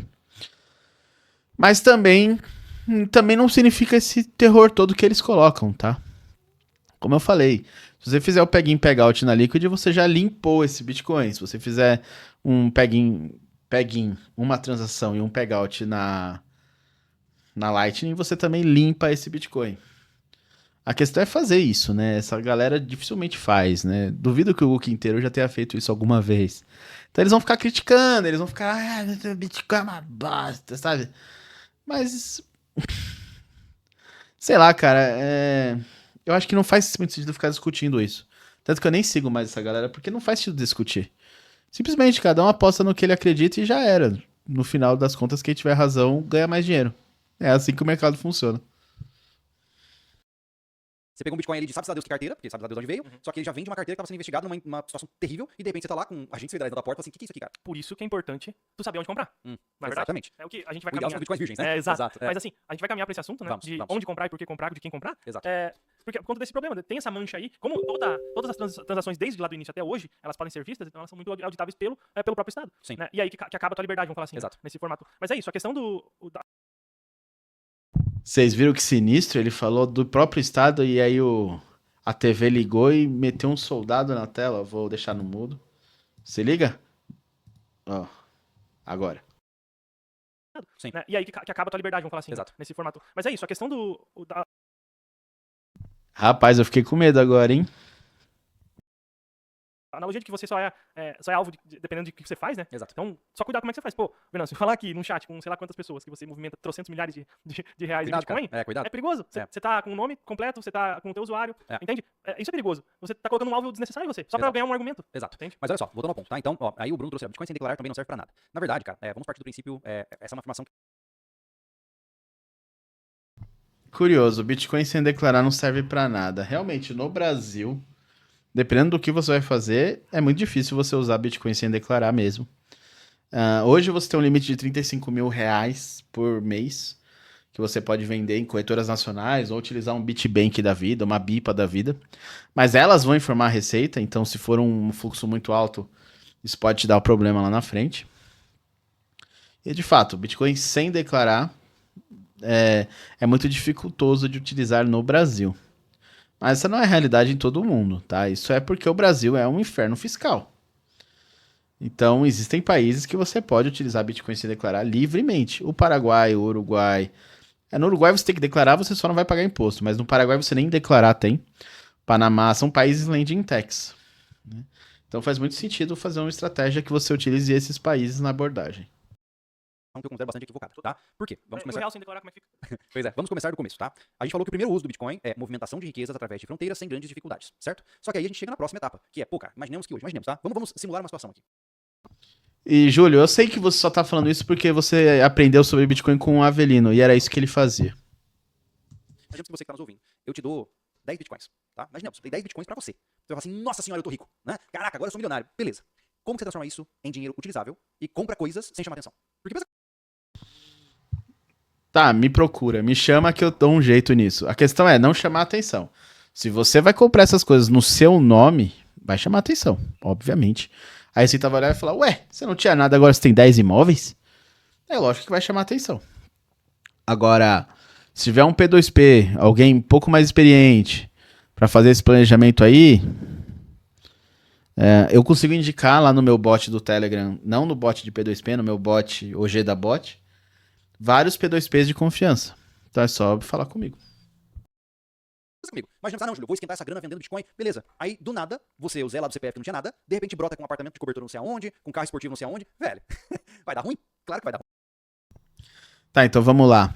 O Zequinha, de repente, ele não tinha nada e agora ele tem um Bitcoin. E aí ele trocou esse Bitcoin por um apartamento. E a Receita olhou e falou, Zequinha, de onde veio esse apartamento? Veja como isso é um planejamento pobre. Se o Zequinha fizer uma offshore nos Emirados Árabes, essa offshore nos Emirados Árabes é dona de uma offshore no Panamá. Porque o Zequinha vai ter que declarar essa offshore nos Emirados Árabes se ele quiser continuar com residência fiscal no Brasil. Só que a dos Emirados Árabes não vai ter que declarar a do Panamá porque não precisa declarar. E o dono desse imóvel não é o Zequinha, pessoa física, é a offshore no Panamá. Veja, é um planejamento que é lógico, não é barato. Nesse planejamento que eu falei aqui custa cerca de 10 mil dólares. E depois cerca de 2 mil dólares por ano para manter. Mas veja, dá para fazer. E quem tem muita grana, que nem ele falou que em 10 bitcoins, consegue. Tá ruim. Eu lembro uma vez de um golpe de um cara, eu não vou também lembrar dos detalhes, mas o cara, ele conseguia roubar centavos de cada poupança. Ah, você lembra disso? lembro. E aí ele começou a roubar Centavinhos de cada poupança. Ele conseguia entrar nas contas e fazer isso. Só que aconteceu? Do nada, um moleque de poucos anos lá, 20 e poucos anos, tava com mansão não sei aonde, com helicóptero, aí a polícia chegou e falou assim, pera lá, meu, de onde tá vindo isso? Aí os caras puxaram, show me the money, seguiram o rastro, pronto, tá aí, derrubou o cara. Então, geralmente, Claro, se ele dá o golpe desse, eu quero mais é que ele se lasque, né? Eu não gosto de golpista. Mas se ele tivesse um pouquinho de planejamento e botasse isso aí no nome de uma empresa offshore, já não pegaria nada. do princípio de que esse é um ponto importante de se lembrar. Sempre que você transforma esses bitcoins em reais ou dólares e você gasta em alguma coisa, e se gastar em alguma coisa, tem que ter origem declarada. Então, existe um buraco aí muito complexo que você tem que chegar a uma conclusão de como lidar com ele. A minha opinião é o cara se... Sim e não. No Brasil tem esse limite de 35 mil reais, que por enquanto é um suspiro. Mas, realmente, o Haddad tem tudo pra tirar, né? Então, aí vai ser um problema. se aparecer na internet. Então, só que aí eu pergunto assim, exatamente por essa questão, Júlio. Então, mas lembre-se que na vida, tudo é uma questão de conhecer possibilidades, conhecer contatos e conhecer estratégias, né? Existem muitas formas diferentes de trabalhar com isso. E, novamente, a gente tá falando sempre em cenários hipotéticos aqui, porque não é do meu interesse prejudicar o Estado brasileiro, né? Ele é incrível, ordem e progresso. Então, parte do princípio de que a gente sempre vai ter esses desafios. Seria a mesma coisa, vamos colocar, não precisa falar de Bitcoin. Se eu der pra você 10 quilos de ouro, como é que você transforma isso em pão? Como é que você compra um carro com 10 quilos de ouro? Você não vai chegar numa concessionária. Muitas vezes você vai chegar em algum lugar, você vai tentar vender esses gramas de ouro, e aí o que vai acontecer é que esse cara vai ter o dinheiro, mas se ele for um cara de uma corretora estruturada, ele vai ter que ter nota disso. O buraco é bastante fundo, mas existem formas para tal, né? Bom, sigamos. Vamos dar uma olhada aqui, só pra não ficar muito atrasado com o que o pessoal fala, porque hoje o pessoal do portal tá falando bastante. Ótimo. O Antônio aqui falou que, vamos lá, Júlio, lasanheiro de todos os Então Acho que foi o Daniel. O prelúdio do Rancho TDAH. O Lucas, que colocou lá um superchat. Eu vi que ele assinou Acabei de assinar o portal e tá lá no chat do portal. Legal demais. demais. Bem-vindo, meu cara. O Fabiano Carpinteiro Ruxa tá aqui no portal também. Meu cliente atual é um dinossauro do Bitcoin. Olha que legal. Olha Muito só. massa. O Cecena, ocultem meu nome. Ups. Para aí. A gente vai pro próximo. Vou ter que fazer outro. Exato. A gente só segue em frente. Vamos lá, isso aí, não vou falar mais. Depois eu falo alguma coisa se surgir no portal. Essa foi boa. O padrão do Supercast é falar o nome primeiro, pô. Pô, Thiago, letra dinâmica, Thiago. Caramba, vou ter que ficar muito forte nisso, cara. Mas tá tudo bem, vamos em frente. Ou ler comentário sem vírgula. É difícil, Isso é difícil. complicado. Mas enfim. O Venâncio Fraga mandou aqui. O motivo principal de acumular Bitcoin é para parar de financiar o máximo possível o Estado, pois ele é o maior inimigo. Concordamos? É isso aí. O motivo maior de comprar Bitcoin é parar de financiar o Estado. Perfeito. Concordamos. Ele veio aqui embaixo, de novo. Hoje eu compro pela Spike to Spike, que é P2P. Compro por boleto, pago um dinheiro ao vivo na lotérica, completamente sem KYC. Vai falar disso em breve. Exatamente. Boa. E ele fala, por isso que é importante comprar P2P para transferir para Lightning e depois on-chain. Sim. Justo? A Spike é ótima, tá? Inclusive aqui na descrição do vídeo tem link pra Spike to Spike também. Eu fui o primeiro divulgador da Spike to Spike, tirando a equipe deles mesmo. E é uma plataforma excelente, eu não tenho do que falar deles, pelo contrário, já faz um ano de parceria, mais de um ano, funcionando super bem. A única questão é que eles têm um limite mínimo meio alto, né? E o o Satisfaction Bot, ele cumpre esse limite menor, tá? De 10 a 300 reais, depois de 10 transações, de 10 a R$ 1.000. É um limite bem ok, né? Para comprar no Pix. Então, eu acho que eles são soluções complementares, a Satisfaction e a Spike to Spike. Não muda o fato de que se você ficar esbaldando informação, não se torna um alvo, entendeu? Exato. É importante tomar cuidado com isso. Isso não é direto pra ti, mas é o ponto que a gente tava chegando aqui. Porque se você... já tem muita pesquisa. O Estado ele é muito mais à frente do que nós. Ele quer roubar do dinheiro, porque ele não produz nada. Então ele tem que pensar o tempo todo em Ele roubar do parte do dinheiro. princípio de que o principal objetivo do Estado é tomar dinheiro de você. Então ele é um especialista nisso. Exato. Tá? Ele é um especialista em te coagir a dar cada vez mais dinheiro pra ele. Então nunca subestime esse inimigo, né? Ainda mais um inimigo tão potente como esse. Né? Bom, então, vamos lá. Entendendo Concordo. essas dificuldades que nós temos, eu entrei no lado nerdológico da história. Né? Que é, cara, ok, é uma moeda que tem esse potencial, ela tem muitos pontos complexos, mas tem outras possibilidades que a gente pode trabalhar com ela como ferramenta. Como eu consigo essa ferramenta? Então a primeira coisa que eu entendi é que não seria conveniente comprar em corretoras. Certo? Essa foi a primeira É isso aí. conclusão que eu tive. Por quê? Gente, corretoras, elas têm a política do KYC, que é Know Your Customer, ou seja, conheça o seu cliente. Pra você ter uma conta em uma corretora, você precisa colocar o seu RG, seu CPF, sua cor da sua cueca, tudo lá. Você tem que ter um cadastro, todos os seus dados estão ali. E o que acontece? Se você, por acaso, imaginemos que você está na corretora, tá? E você comprou R$ 10 de Bitcoin. Tô jogando, né, um valor super alto, né? Que vai comprometer as finanças familiares, né? E aí, você pega esses seus R$ 10, assim, eu não vou deixar na corretora, porque eu sou um cara que quer ter controle sobre as minhas próprias moedas. Eu vou tirar da corretora e vou colocar na minha carteira, ok? E aí eu coloco na minha carteira, seja na Wallet, na Green Wallet, qualquer coisa, tanto faz. Alberto, qualquer coisa, tá? O que aconteceu nesse momento? Você moveu seus R$ 10 para sua carteira, tá? Que agora está sob seu controle. Só que a corretora tem os seus dados, sabe quem você é e sabe que você sacou este valor que você comprou na corretora com o seu CPF para o endereço X de carteira Bitcoin. Então, existe a pessoa e o local. Ah, mas Júlio, depois eu vou e jogo para outra carteira, depois tudo bem. Mas existe o rastro inicial. Existe o rastro onde você, fulaninho, comprou X e movimentou para X, certo? E esse é o grande problema de uma corretora. Ela, infelizmente, precisa, por questões legais, identificar os seus clientes. E se, por exemplo, o governo chega, imaginamos que o governo chega e fala assim, ó, esse fulaninho aqui, ó, tá forçando a barra com a gente, vamos levantar tudo que ele tem acesso, ó, corretora X, a gente viu que ele tem uma conta com vocês, quais são as transações que ele já fez? Pronto, eles já sabem tudo que você rodou, como você rodou, o que tem nessa corretora, etc, né? Por isso que as corretoras não devem ser mercados de fim, devem ser mercados de meio. Então, por exemplo, se você não tem um P2P de confiança, se você não quer comprar, né, na Satisfaction ou na Spike to Spike, que são soluções internacionais, você pode comprar uma stablecoin numa corretora nacional, por exemplo, o mercado Bitcoin, você entra lá e compra o USDT. E aí você envia para uma corretora internacional que não reporte, que não cumpra a IN88, e lá você troca esse USDT por Bitcoin. Inclusive, se o Bitcoin valorizar muito e você fizer o caminho inverso com a mesma quantia em USDT que você comprou, o que a Receita vai enxergar? E eu ensinei isso em 2021, quando eu participei do Bitcoinheiros pela primeira vez. A Receita vai enxergar que você saiu com $10.000, voltou com $10.000, 0 a 0. Só que veja, como advogado, eu não estou falando para você fazer isso, estou dizendo que é isso que os bandidos sonegadores fazem, tá? Isso tá errado. Interessante isso aí, mas tem uma evolução dessa coisa também, né? Desse assunto, né? Sim. Não é de todo ruim. Por quê? KYC. Por quê? Me conte. Porque há casos e casos. Conheça os seus inimigos e sei lá, seja amigo de quem não quer nem saber do seu inimigo. Entende? Exatamente. É um exemplo que eu dou que o KYC, ele não é a arma fatal do governo, não, do Estado, né? Então, a arma fatal do Estado é toda a burocracia, toda essa questão de ficar te buscando. Mas, se tu tiver uma alternativa, por exemplo, tá? Em um país que não tem vínculo com o teu país, tá? Não existe vínculo com esse teu país, tá? Tu, sei lá, Marte, vamos para outro planeta, tá? Tu tá aqui no Brasil e tu faz uma conta lá em Marte. Lá em Marte eles pedem teu documento. Mas o Brasil não tem conexão com Marte e não pede. Pra o Brasil conseguir essa informação lá de Marte, tu tem que fazer muita coisa errada, tem que ter tropicado muitas vezes e de repente merecer isso. Porque para o governo, imaginemos, né? Para o governo brasileiro emitir uma ordem de quebra de sigilo de, por exemplo, uma corretora na Austrália, o que acontece é que você tem que ter ferrado muita coisa. Exato. Já ficou custoso para o governo. É por isso que eu falo da Redot Pay, que é em Hong Kong, da USPay, que é em Hong Kong, de utilizar o Paraguai para sua residência fiscal, justamente por causa disso. Você tendo um documento fiscal do Paraguai, utilizando uma corretora, pode ser até uma corretora grande, uma corretora internacional, isso nunca vai ser informado para o governo brasileiro.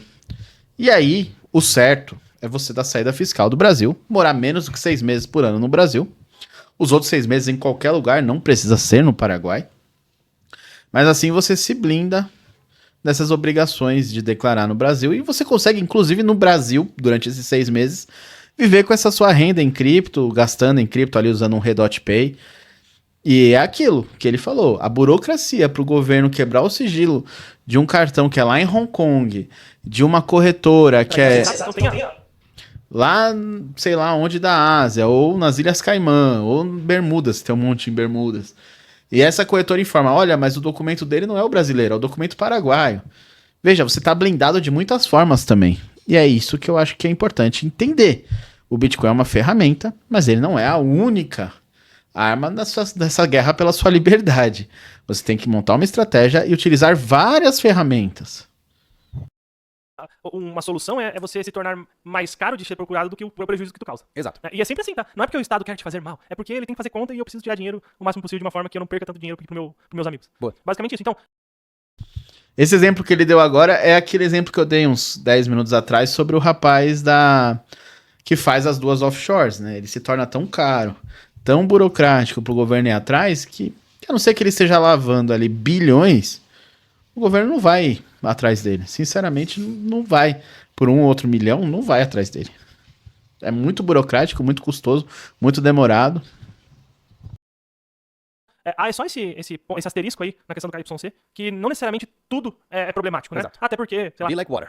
Então, mas se for falar nisso, a questão de dinheiro é assim, mas tem questão de dinheiro que dá pra fazer relacionamento com outros países e Sim. o governo tem um acesso extremamente dificultado. Exato. A gente vai chegar nisso em breve, né? Mas veja, então, como é que você pode fazer para não passar, imaginemos que, por exemplo, né, no que tange ao KYC brasileiro, eu não tenho interesse em ter as corretoras com os meus históricos de transação. Porque o Brasil é um país diferente, vamos colocar dessa forma. Né? O Brasil ele é um país que não te inspira muita confiança para você fazer as coisas que você quer. Isso significa que quanto menos os meus dados estiverem nas mãos dos outros, mostrando transações, etc., melhor. Então, poxa vida, imaginemos que você não quer passar por uma corretora porque você tem medo dessa história toda. Qual é o procedimento, Thiago, que faz com que você possa, por exemplo, adquirir bitcoins sem necessariamente dar os seus dados para uma corretora? P2P. O que significa isso? Pé com pé?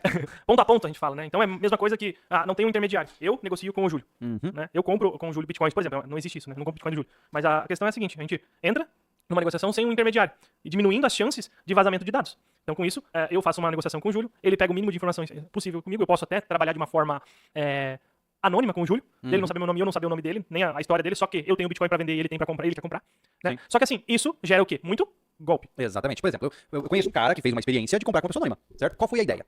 Essa pessoa anônima que vendia bitcoins, ela estava no X e, eventualmente, essa pessoa, o amigo começou a conhecer essa pessoa e falou Bom, eu já tenho até um vídeo aqui sobre os golpes que tem no Telegram, né? Então, realmente tem muito golpe. Por isso, no OG da Bot, tem ali, se você der barra P2P, eu recomendo P2Ps de confiança que eu conheço.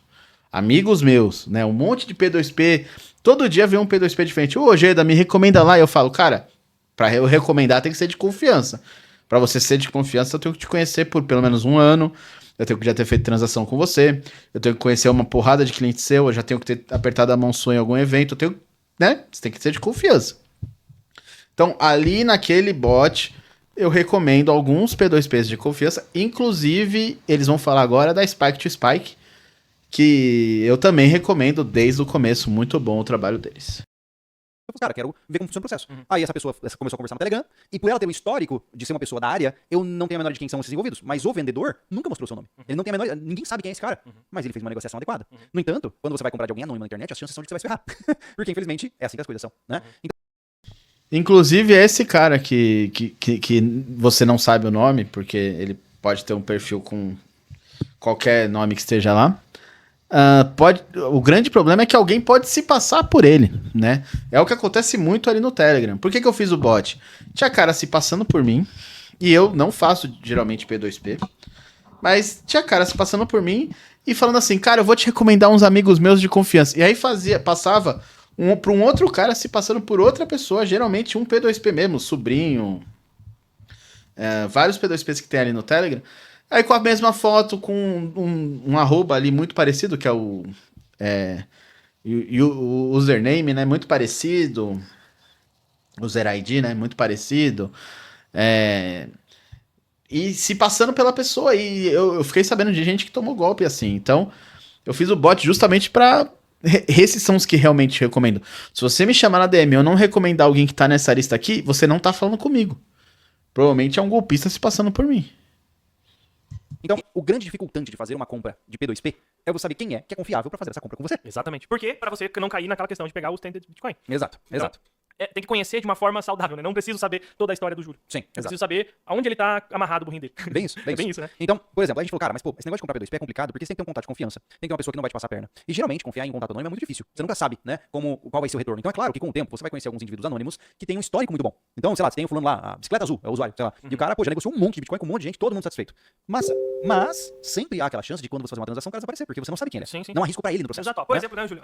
Sexta-feira, o que eu vou fazer? Eu vou conversar com um P2P de confiança e vou colocar lá no portal. Boa, é isso Então, aí. tipo assim, ó, eu tô mostrando quem é da minha confiança. Sim. Eu não vou dizer que ele nunca vai ser mal. Entende? Uhum. É o que eu fiz ali no meu bot, né? Eu mostrei quem é da minha confiança. Não quer dizer que eles nunca... que eles serão sempre perfeitos, mas que eu conheço... E tem gente ali que eu acompanhei mais de 1000 transações e sei que são pessoas muito honestas. Tudo é uma aposta. Exatamente. Não, entendeu? Então, tipo assim, vai ter que ver. Vai pelo histórico do cara. Nem esse cara que a gente vai conversar sexta-feira no portal, vai entrar pra vocês na outra semana ainda, pros assinantes. Ele é de confiança. Você pode comprar diretamente com ele. Hoje é o que eu falo. É o que eu faço. Né? Sim. É uma das coisas que eu faço. Sim. E é isso. Então, você vai pegar assim, ó, já confia, de repente. Eu vou confiar, mas daí toma um golpe, né? É, exato. Então, aí a gente começou a pensar, cara, o que a gente pode fazer pra evitar essa instabilidade de confiança, né? Como é que a gente pode fazer pra fazer um P2P onde as coisas funcionem de forma mais fluida e eu não tenho risco de levar golpes, ou ao menos, melhor dizendo, o risco seja muito reduzido. Bem reduzido. Aí eu botei isso lá no X, comecei a conversar com bastante gente, cara, chegamos num site. Um site chamado Spike to Spike, tá? Spike to Spike, excelente. Pra quem não sabe, Spike se escreve como espinho em inglês, 2 Spike, né? O Spike to Spike, tanto faz, você vai chegar no mesmo site, tá? O que é esse site, cara? Você lembra quando a gente comprava no Mercado Livre e tinha como era o nome daquilo? Era Mercado Seguro, sei lá, alguma coisa assim. Só quando recebia. Exato. Então você comprou lá um treco no Mercado Livre, o dinheiro que você pagou fica retido até você receber o produto. E aí você liberava o dinheiro para o vendedor. O Spike to Spike tem essa mesma função. Como é que eles funcionam? Eles têm uma lista de operadores, e esses operadores são qualificados, eles passam por um processo probatório, certo? Então você não pode chegar no Spike e falar assim, tô vendendo, gurizada. Não, eles têm que te conhecer o teu histórico, etc. Então, eles têm lá várias pessoas que são operadores que vendem Bitcoin, certo? Só que tem um porém. Imaginemos que o fulano da bicicleta azul, tá? Ele tem, sei lá, 100 mil reais pra vender. Imaginemos, tá? Ele não tem esse dinheiro na conta dele. Pra ele vender na Spike to Spike, ele tem que botar esses 100 mil reais numa conta que fica bloqueada no sistema da Spike to Spike, que é o conhecido como scroll. Ou seja, ele não pode vender aquilo que ele não tem. E quando ele tem transações em andamento, o valor dessas transações em andamento já são subtraídos da sua São os contratos conta de- inteligentes, né? Exatamente. Então, a grande sacada é que não tem como o cara te passar a perna. Se ele tá naquela plataforma, o valor está garantido ali dentro dela. Exato. Com uma empresa te dando esse aval. Exato. Aí você fala assim, mas essa empresa Muito bom Spike to Spike. Mais uma vez, aqui na descrição tem o link para eles. Comprar na Spike to Spike é sensacional. E eles fazem um trabalho formidável aí. E realmente eles inovaram nesse mercado. da onde, cara? Eles estão em vários lugares do mundo. Eles né? estão. Eles não estão no Brasil, É. né? Então, o que eu achei interessante é que o que acontece? Eles têm várias formas de pagamento, então você pode muito bem. Se você depois entrar no site, você vai ver que eles têm boleto. E a propósito, esse podcast aqui não é patrocinado. Não, né? não. Não é, é que a gente curtiu muito o serviço, tá? Eles têm o boleto, eles têm o Depix e eles têm a transferência. Né? Eles só não usam o Pix, né? Porque o Pix, pô, não tem coisa menos sigilosa que o Pix, né? Exato. Então, eles têm por exemplo, se você pegar o boleto bancário, na hora que você clica lá, Mais ou menos. O Depix, que eles chamam, é um Pix, tá? Só que esse Pix não vai ser diretamente para eles, vai ser para o Depix, né? Pro Lebank ou para outro banknode de Depix que venha a funcionar. E essa empresa vai fazer a conversão do Pix num token chamado Depix, que é pareado no real. E esse Depix vai ser entregue para eles. Mas você paga um Pix, tá? É importante falar que eles têm um esquema de escala. Então, se é a primeira vez que você acessa o site, você não vai ter essa questão do boleto, da transferência já liberada. Você precisa fazer 3 compras em Depix, que são 3 Pix, para você ter um relacionamento com eles, para eles liberarem outras formas, justamente para evitar golpes, né? Então, mas funciona muito bem. Foi só um adendo aqui. E não é realmente um Pix para Spike to Spike, é um Pix para esse parceiro bancário deles, que é o Plebank ou qualquer outro banknode que o pessoal do Depix coloque aí no Brasil para atuar. lá você vai direto pro Telegram, você precisa de um Telegram pra conversar com os caras, pode ser um Telegram com um número qualquer, cabe a você ver o que você quer fazer e manter o seu anonimato, né? Uma vez que você conversa, quando você vai pro Telegram, um operador vai falar com você, e aí vai te emitir um boleto, você pode muito bem pegar esse boleto, pagar na boca de um caixa, manda o comprovante pro cara e o cara vai depositar os valores de Bitcoin na carteira do seu interesse. Ou seja, você não sabe quem era ele e ele não sabe quem é você. E o dinheiro que você pagou era em dinheiro vivo. Talvez o único traço que exista entre você e essa transação é a câmera de segurança filmando você pagando isso aí no local onde você pagou. Ou seja, é extremamente simples de você fazer em termos anônimos para você comprar boas quantidades de Bitcoin. Exato, né? assim como tem a Spike to Spike, existem outras também, né? Mas a gente vai, sábado agora, 20 horas, vocês vão ver o que a gente já mostrou no portal, né? Sim. Faz tempo já, a gente mostrou no portal sobre Spike to Spike. Quando descobriu sobre ela, a gente falou. Exato. Mas sábado agora, vocês aqui do YouTube vão conhecer direitinho outra forma, né? Nessa série sobre Bitcoin que a gente tá fazendo, que veio lá, já temos 2 vídeos, né? A gente, já ensinou, a gente mostrou pra vocês o que é o Bitcoin, a gente mostrou como é que compra o Bitcoin, agora a gente vai mostrar de uma forma, um passo a mais. Como funciona a compra anônima de Bitcoins. Anônima, né? É. P2P que a gente fala. Então, sábado às 20 horas, confere o vídeo. Tá bem legal, bem completo. Sim. Direto ao ponto, né, Júlio? Direto ao ponto, Então, é. eu acho que vai ser muito legal vocês conhecerem esse tipo de coisa, a gente jogar pro grande público agora, né? Exatamente. Então, isso já resolve, cara, um dos grandes problemas do Bitcoin, que é ligar o usuário à carteira. Por quê? Porque é muito pouco provável que a gente consiga fazer a conexão de você com a bicicleta azul com a sua carteira. Porque ninguém conhece ninguém nessa história, né? Então, ó, o que Grátis chegou achando que tava balando e nem sabe quem já falou de tudo isso. Chegou trazendo verdades que já tinham sido ditas já. Olha, veja a verdade. Cara, chegou atrasado, mano. A gente já falou a verdade antes, tá? Exato. Então, a lógica que é associada a esse processo é entender que, ok, solucionamos um problema, ok? Que é a compra de Bitcoin sem denotar isso para a entidade estatal de onde você vive. Beleza. Mas aí você tem um problema. O problema é que você tem agora uma carteira com Bitcoins que você não sabe como colocar de volta pro sistema. Isso é um problema. Porque, como nós já falamos anteriormente, você precisa dar um jeito de colocar isso de alguma forma. E eu ouso dizer, você acha que vai falar das técnicas dos saltos aqui também? Não, agora Deixa não, pro portal, né? né? Deixa pro portal. No portal tá lá completinho toda essa parte. Tem um vídeo de 1 hora sobre tudo que precisa. Tudo. Até misturando Bitcoin com NFT e o buraco é fundo. Então, porque aqui é muito mais. É muito amplo, aberto, é um pouco perigoso falar aqui. Mas enfim, então perceba que com essa técnica você consegue já atingir novamente a sua capacidade de soberania financeira digital, né? Que legal, massa pra caramba. Mas aí vem as dúvidas, né? Por exemplo, mas e aí? Então, mas e a volatilidade? Mas e o risco de, por exemplo, centralização de mineração? E o risco? Cara, tudo isso tá incluso no pacote. Mas se a gente for parar pra pensar, esses mesmos problemas acontecem no real. É a mesma coisa. Sim, eu acho que é uma moeda comum, tá? Ela não é a salvação. E a gente não vai negar. É só mais uma moeda. É só mais uma moeda, só mais uma ferramentinha, né? O dinheiro não é o propósito, o dinheiro é uma ferramenta, sempre foi. Então ela também é dinheiro.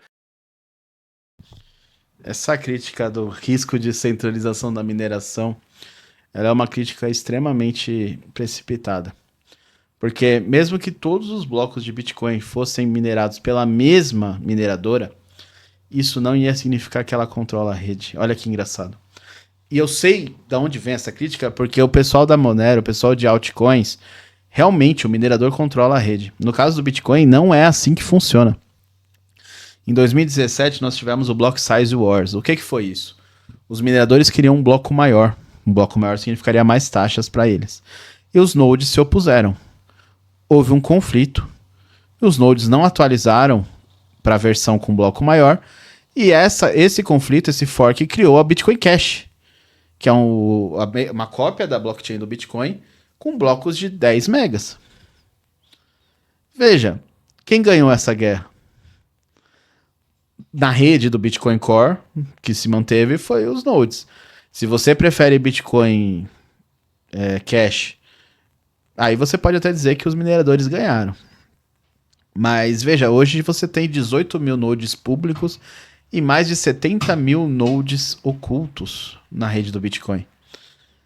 Então, é muito difícil que isso tudo esteja sob controle de um minerador só. Essa centralização pode sim ocorrer, né? Uma mineradora minerar muitos blocos, e isso sim não é muito interessante. Já há alguns BIPs que sugerem que a cada 10 blocos com o mesmo minerador tem a necessidade e a obrigatoriedade de que o próximo bloco seja com outro, alguma coisa assim. Mas nada disso ainda foi para frente. E o máximo que esse minerador vai conseguir fazer é incluir transações sem taxa nesse bloco que ele está minerando. Então, eu minerei. A taxa mínima para entrar nesse bloco era 4 satoshis por byte. Mas eu quero enfiar esse NFT aqui que eu criei. E eu quero enfiar sem custo. O minerador consegue fazer isso, tá? Ou tal corretora me paga para que quando eu minere um bloco, eu inclua transações dela sem custo, porque eu minero muitos blocos e ela acha que é interessante um bloco por dia, pelo menos, que eu coloque as transações dela. Isso também pode acontecer. Mas veja que nada disso vai controlar o seu Bitcoin, de fato. Tá? Com a própria assinatura Schnorr, você já reduziu a capacidade que os mineradores teriam de bloquear endereços, fazer uma blocklist como era no Segwit. E a tendência é que isso evolua para mais liberdade. Tá? Então você tem a situação da Marathon, que minerou blocos em 2021. Na época eu até critiquei os maximalistas. Ela minerou blocos OFAC, ou seja, blocos com KYC. E foi muito duro, assim, eu fiz críticas duras aos maximalistas ali, porque ninguém criticou isso. Até hoje poucos falam disso. Mas a Marathon é uma mineradora gigante que é muito ligada ao governo americano, né? Mas veja, o máximo que ela conseguiria fazer, e no vídeo eu falo disso, era criar uma dupla fila, uma fila com KYC e uma fila sem. Se ela for a única mineradora ativa, o problema é que essa fila 100 pode realmente não andar. Agora, com o Schnorr, a chance disso acontecer é muito menor, ela tem que ter um gasto muito maior de processamento de dados para separar essas transações, e a tendência é que isso aumente, a tendência é que isso evolua cada vez mais, e esse gasto se torne cada vez maior.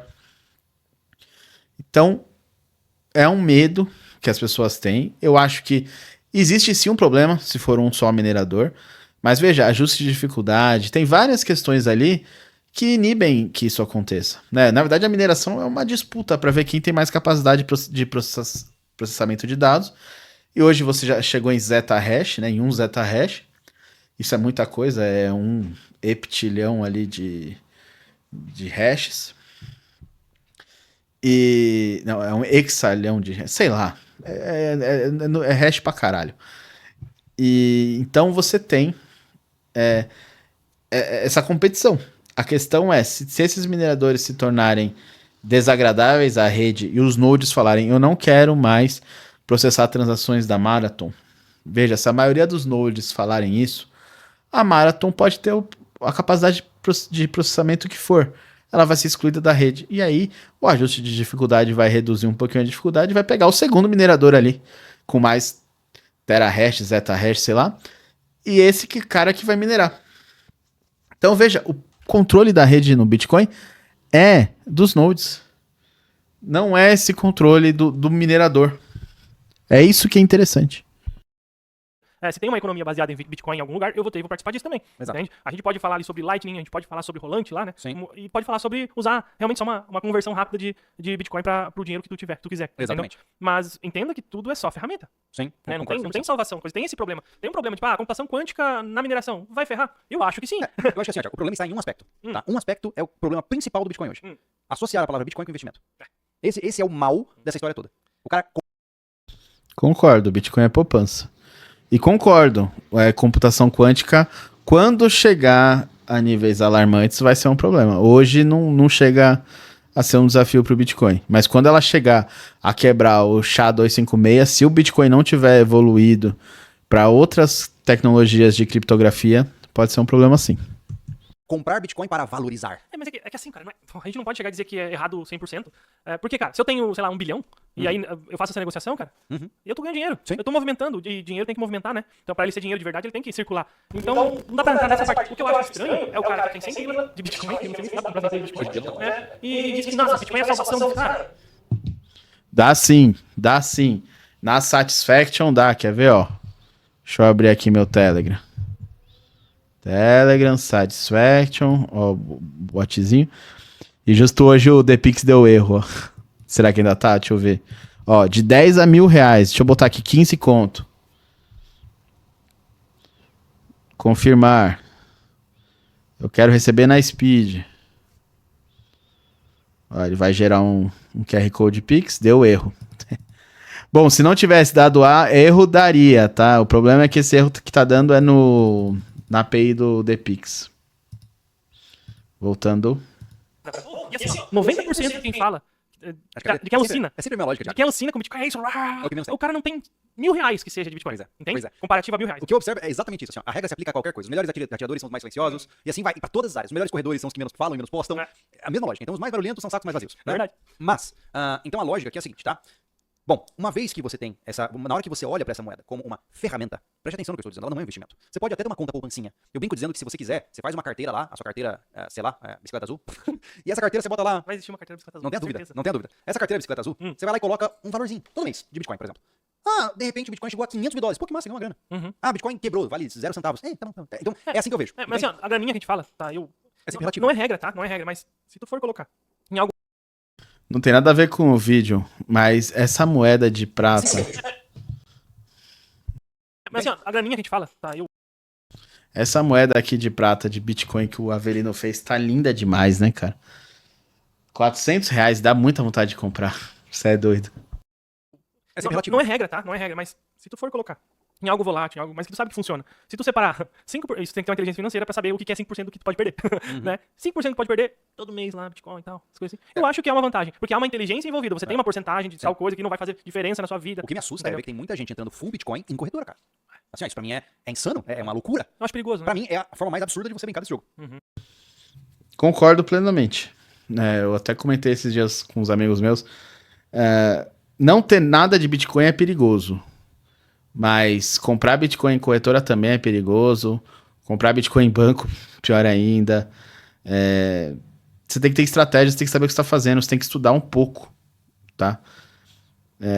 Eu acho que uma das diferenças da Spike, do Satisfaction, é que você tem essa privacidade na compra. Você declara se você quiser. Veja, são duas empresas internacionais. São duas empresas que não estão sediadas no Brasil. Elas não têm obrigação nenhuma de reportar. Mas você, quando compra com elas, se você quiser cumprir a lei, ou seja, se você comprar acima de 5 mil, você tem a obrigação de declarar. No caso da Satisfaction, nem dá. Né? A compra máxima é de R$1.000. Você pode comprar 5 vezes por dia R$1.000. Então você nunca vai comprar mais do que 5 mil num dia. Você não vai ter que declarar. Isso é o que está na IN 1888. Mas na Spike você pode comprar mais. Então, a obrigação de declarar é sua. O governo obriga você. O governo não obriga a empresa que está lá na Geórgia ou a Satisfaction, que está lá nos Estados Unidos, obriga você, o usuário. Ele nem fica sabendo dessa compra. Mas você, se quiser fazer tudo direitinho, você pode reportar e cumprir a lei bonitinho. Agora, realmente, se você vai entrar full numa coisa, você tem que estudar muito bem ela. E se você estudar muito bem Bitcoin, você vai entender que quando você fala em variar vários cestos, né, não colocar todos os ovos numa cesta só, no caso do Bitcoin, seria comprar em vários lugares, guardar em várias carteiras. Não precisa ser necessariamente a diversificação de ativo. Não precisa ser Bitcoin, ouro, Monero e Ethereum. Você pode diversificar, assim, comprei 100 mil com P2P1, 50 mil com P2P2, 15 mil na corretora, cada um tá num endereço diferente, cada um tá numa carteira diferente. Fazer essa gestão, porque você está distribuindo o seu prejuízo, você está distribuindo o seu risco, mas você está indo de acordo com a sua convicção naquele ativo. Tá? Se você acha que o Bitcoin vai valorizar mais do que a Monero ou mais do que a prata, não tem porque você fazer essa diversificação em Monero ou prata. Porque você tá colocando o dinheiro na conta de uma empresa que você não sabe quem é e que tem um monte de histórico aí de empresa que sumiu com tudo. Tem um monte. Pois é, então é muito perigoso. Na minha visão, isso não faz sentido nenhum. É que nem nota promissória de ouro. Certificado de ouro, entendeu? Significa nada, né? Inclusive, depois da aprovação do ETF de ouro, você tem 3 vezes mais certificados de ouro em circulação do que ouro físico. Só para ter uma ideia do quanto esse mercado é lixo, né? Então, realmente, corretoras, ETFs, eu não confio em nada disso. Tem a ouro em mãos também. Só que assim, a gente vai bater nesse ponto, eu vou bater sempre nesse ponto, né? Na teia financeira, na diversificação absurda, na multiplicação de cestas de ovo, que a gente usa, né, todos os ovos numa cesta. Não, a gente tem 800 cestas. Não é isso que tem que fazer. E não é só, quando a gente fala nessa questão de múltiplas cestas ali, o cara fala em 800 trabalhos. Não, cara, é realmente, eu tenho, sei lá, munição, eu tenho ouro, eu tenho prata, eu tenho joias, eu tenho moneda. Tá, vamos lá. Munição não é investimento. Ouro, prata, joias, beleza, são investimentos. Monero, investimento. Mas é o que eu falei, se você tem convicção de que o Bitcoin vai performar melhor nos próximos anos do que ouro, prata, Monero, não tem porque você diversificar o ativo. Mas você pode diversificar a sua superfície de ataque, ou seja, diversificar a sua entrada, por onde que você vai comprar esse ativo, e diversificar aonde que você guarda esse ativo.